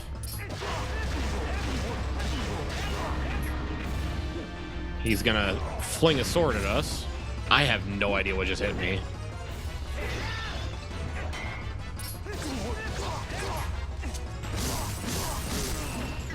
Alright.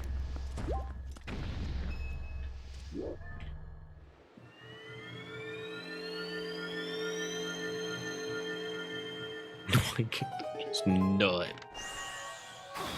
Alright. Blow that torch out so we can get up here. And that.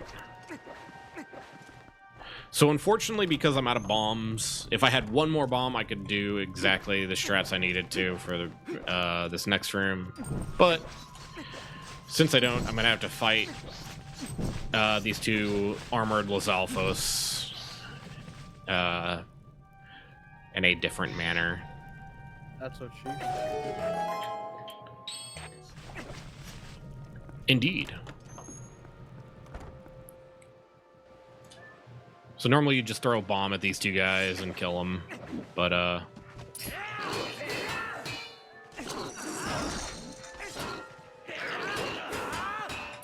they're a little bit annoying because they have shields.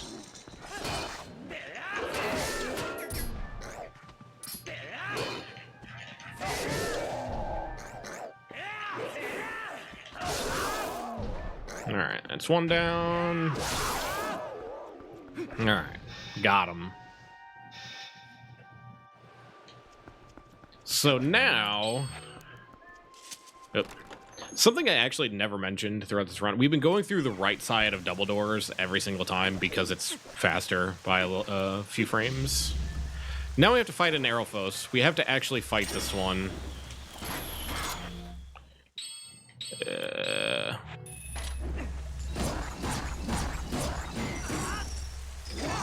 Alright, we killed him.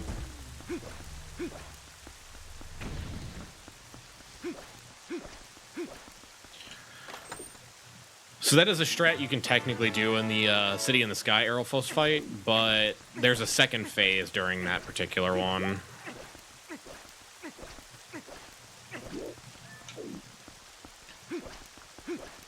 Little break slide action.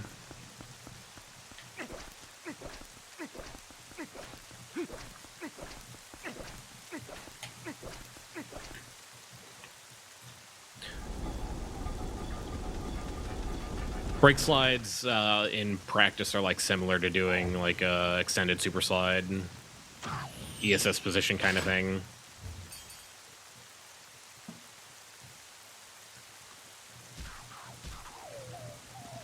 All right, so some people we totally met during this speed run come save us. Yeah, we definitely needed saving. We definitely met all of these people. That guy's just straight up got a rocket launcher, by the way. Yeah, it's because he's got that swagger.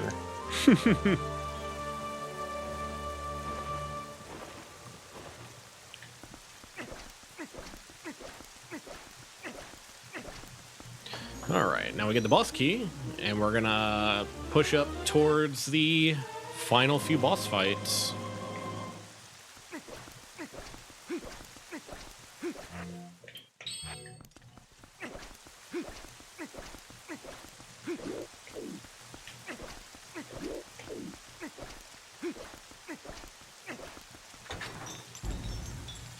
But first we got to get through this particular part of the room, which is filled with those ghost rats.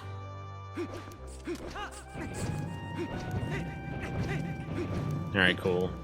That's like the most annoying part of this room.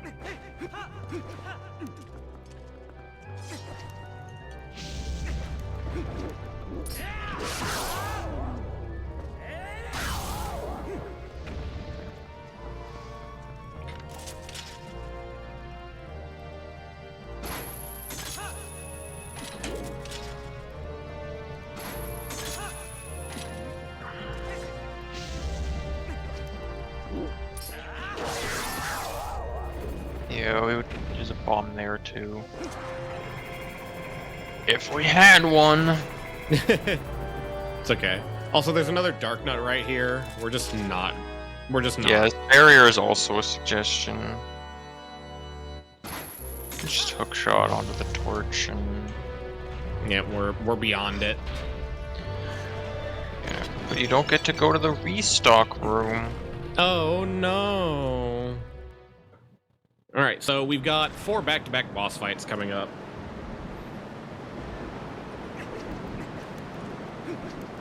The final 4. The first one's the worst because there's some randomness to it.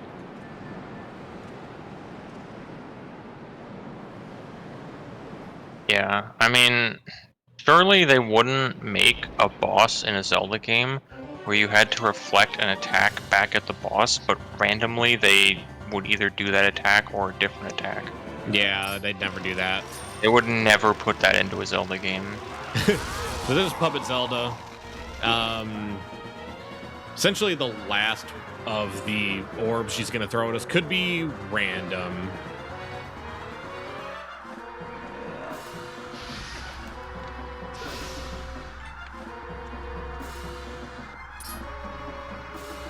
The Triforce move is the one we want to see the least because it takes the most time and lags the screen the most. Okay, good luck so far. After the first orb, the next attack cannot be an orb.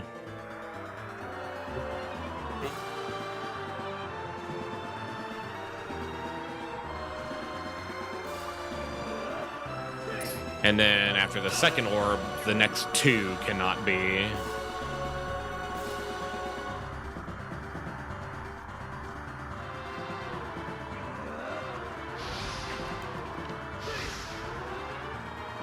So I'm looking at the floor during the Triforce attack to just reduce some lag.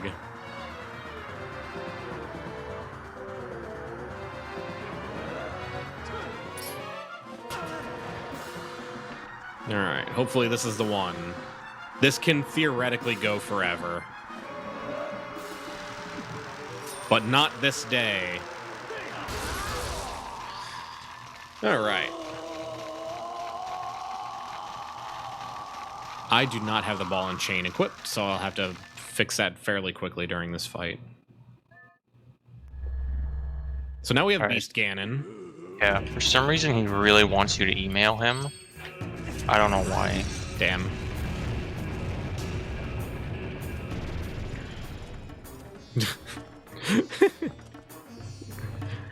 Email, email, email, email.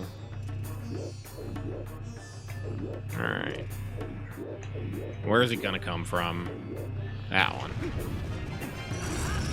Wow, that missed? It's really funny in Hundo when you have Bear Chew Jelly and you just kill him in one hit. Yeah. And Great Spin. He literally just dies in one. Oh my god, I can't hit him.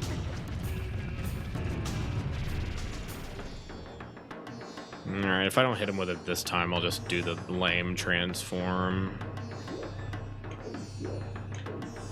There we go.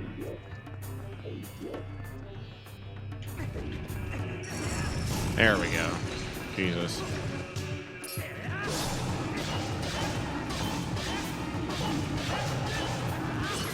So I'm doing 4 attacks followed by a full combo in order to set him up for a specific set of damage. Come over into this corner. He's gonna say hello. Hi, Ganon! I think you should pet him. I pet him with my ball and chain. Okay, I'm sure he liked that. And with doing 2 combos specifically like that, it's gonna. He is at pretty much the lowest health he can be. A single B attack from Wolf Link will kill him. It'll also make him spawn faster out of this portal.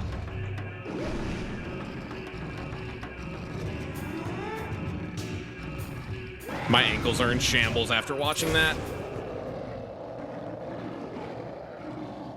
All right, 2 more bosses to go. Next, we've got Horseback Ganon.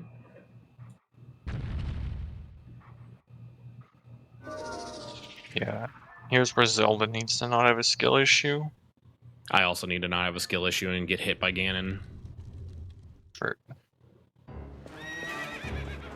Can you put iron boots on? Oh, I'm going to for sure. Okay.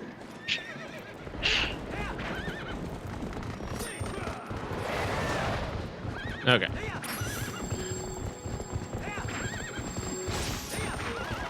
So it takes 3 spin attacks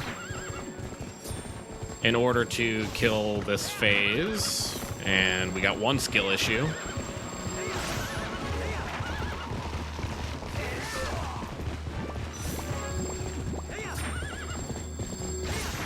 Nice. All right. Mm-hmm. 1 more Ganon to go, and time will be coming up fairly quickly. Yeah. I sure hope that he doesn't have a desire that he wants to tell us. I don't want to hear it. I don't want to hear his desire. Yeah.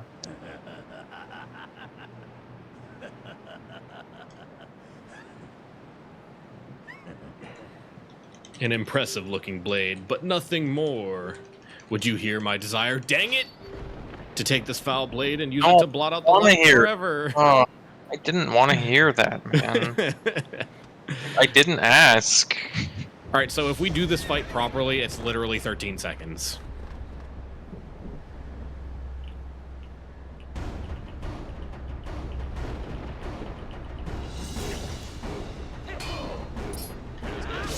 And I didn't get the quick spin, which is wonderful. There we go. Somebody should, like, mod Tears of the Kingdom so that Ganondorf says the same thing as Twilight Princess Ganondorf in the intro. Alright, time's coming up. And time. GG. So, Nice run. You'll notice that I put the iron boots on before I killed Ganon. Not required at all. But it's funny. And I'll point out why it's funny. Like funny.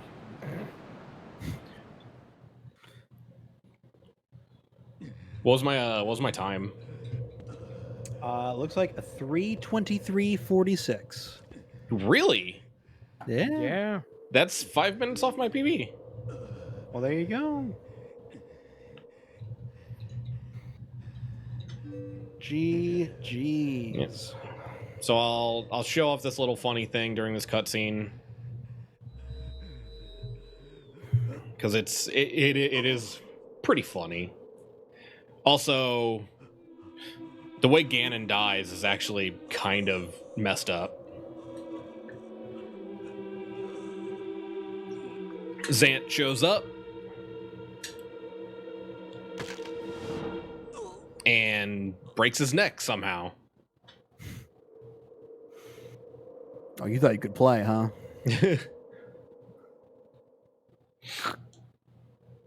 So you'll notice that Link is wearing the iron boots in the cutscene. And when you wear the iron boots, you walk really, really slowly.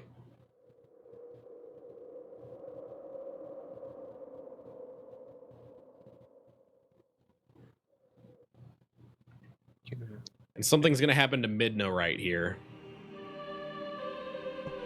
Where all the spirits of Hyrule come together.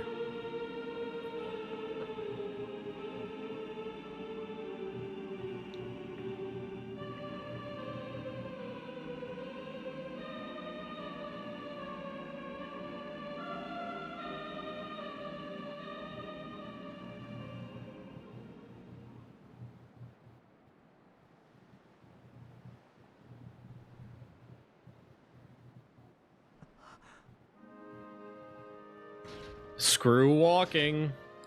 He's gonna run in them boots. He be running. Knees shattered, shins gone, ankles just cinders.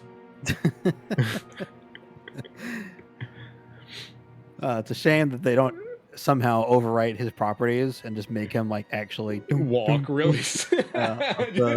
Of the hill. And we get to see what Midna really looks like.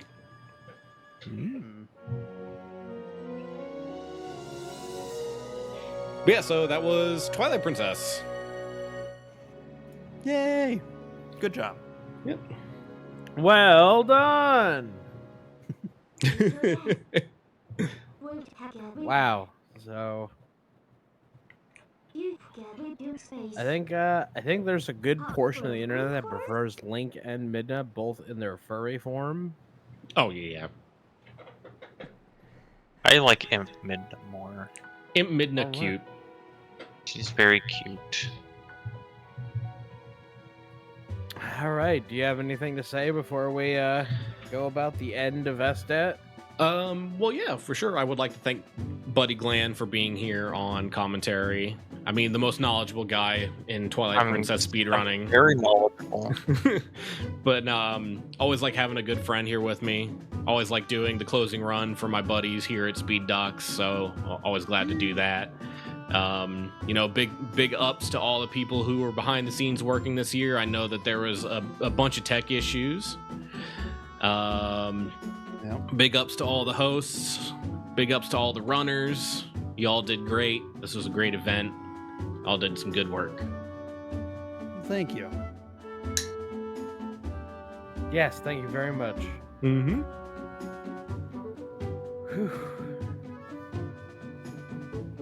All right. Well, in that case, I think it's time. I know I hate saying goodbye, but we need to start wrapping up. So we're going to send it back to intermission for one quick break before we have our credit.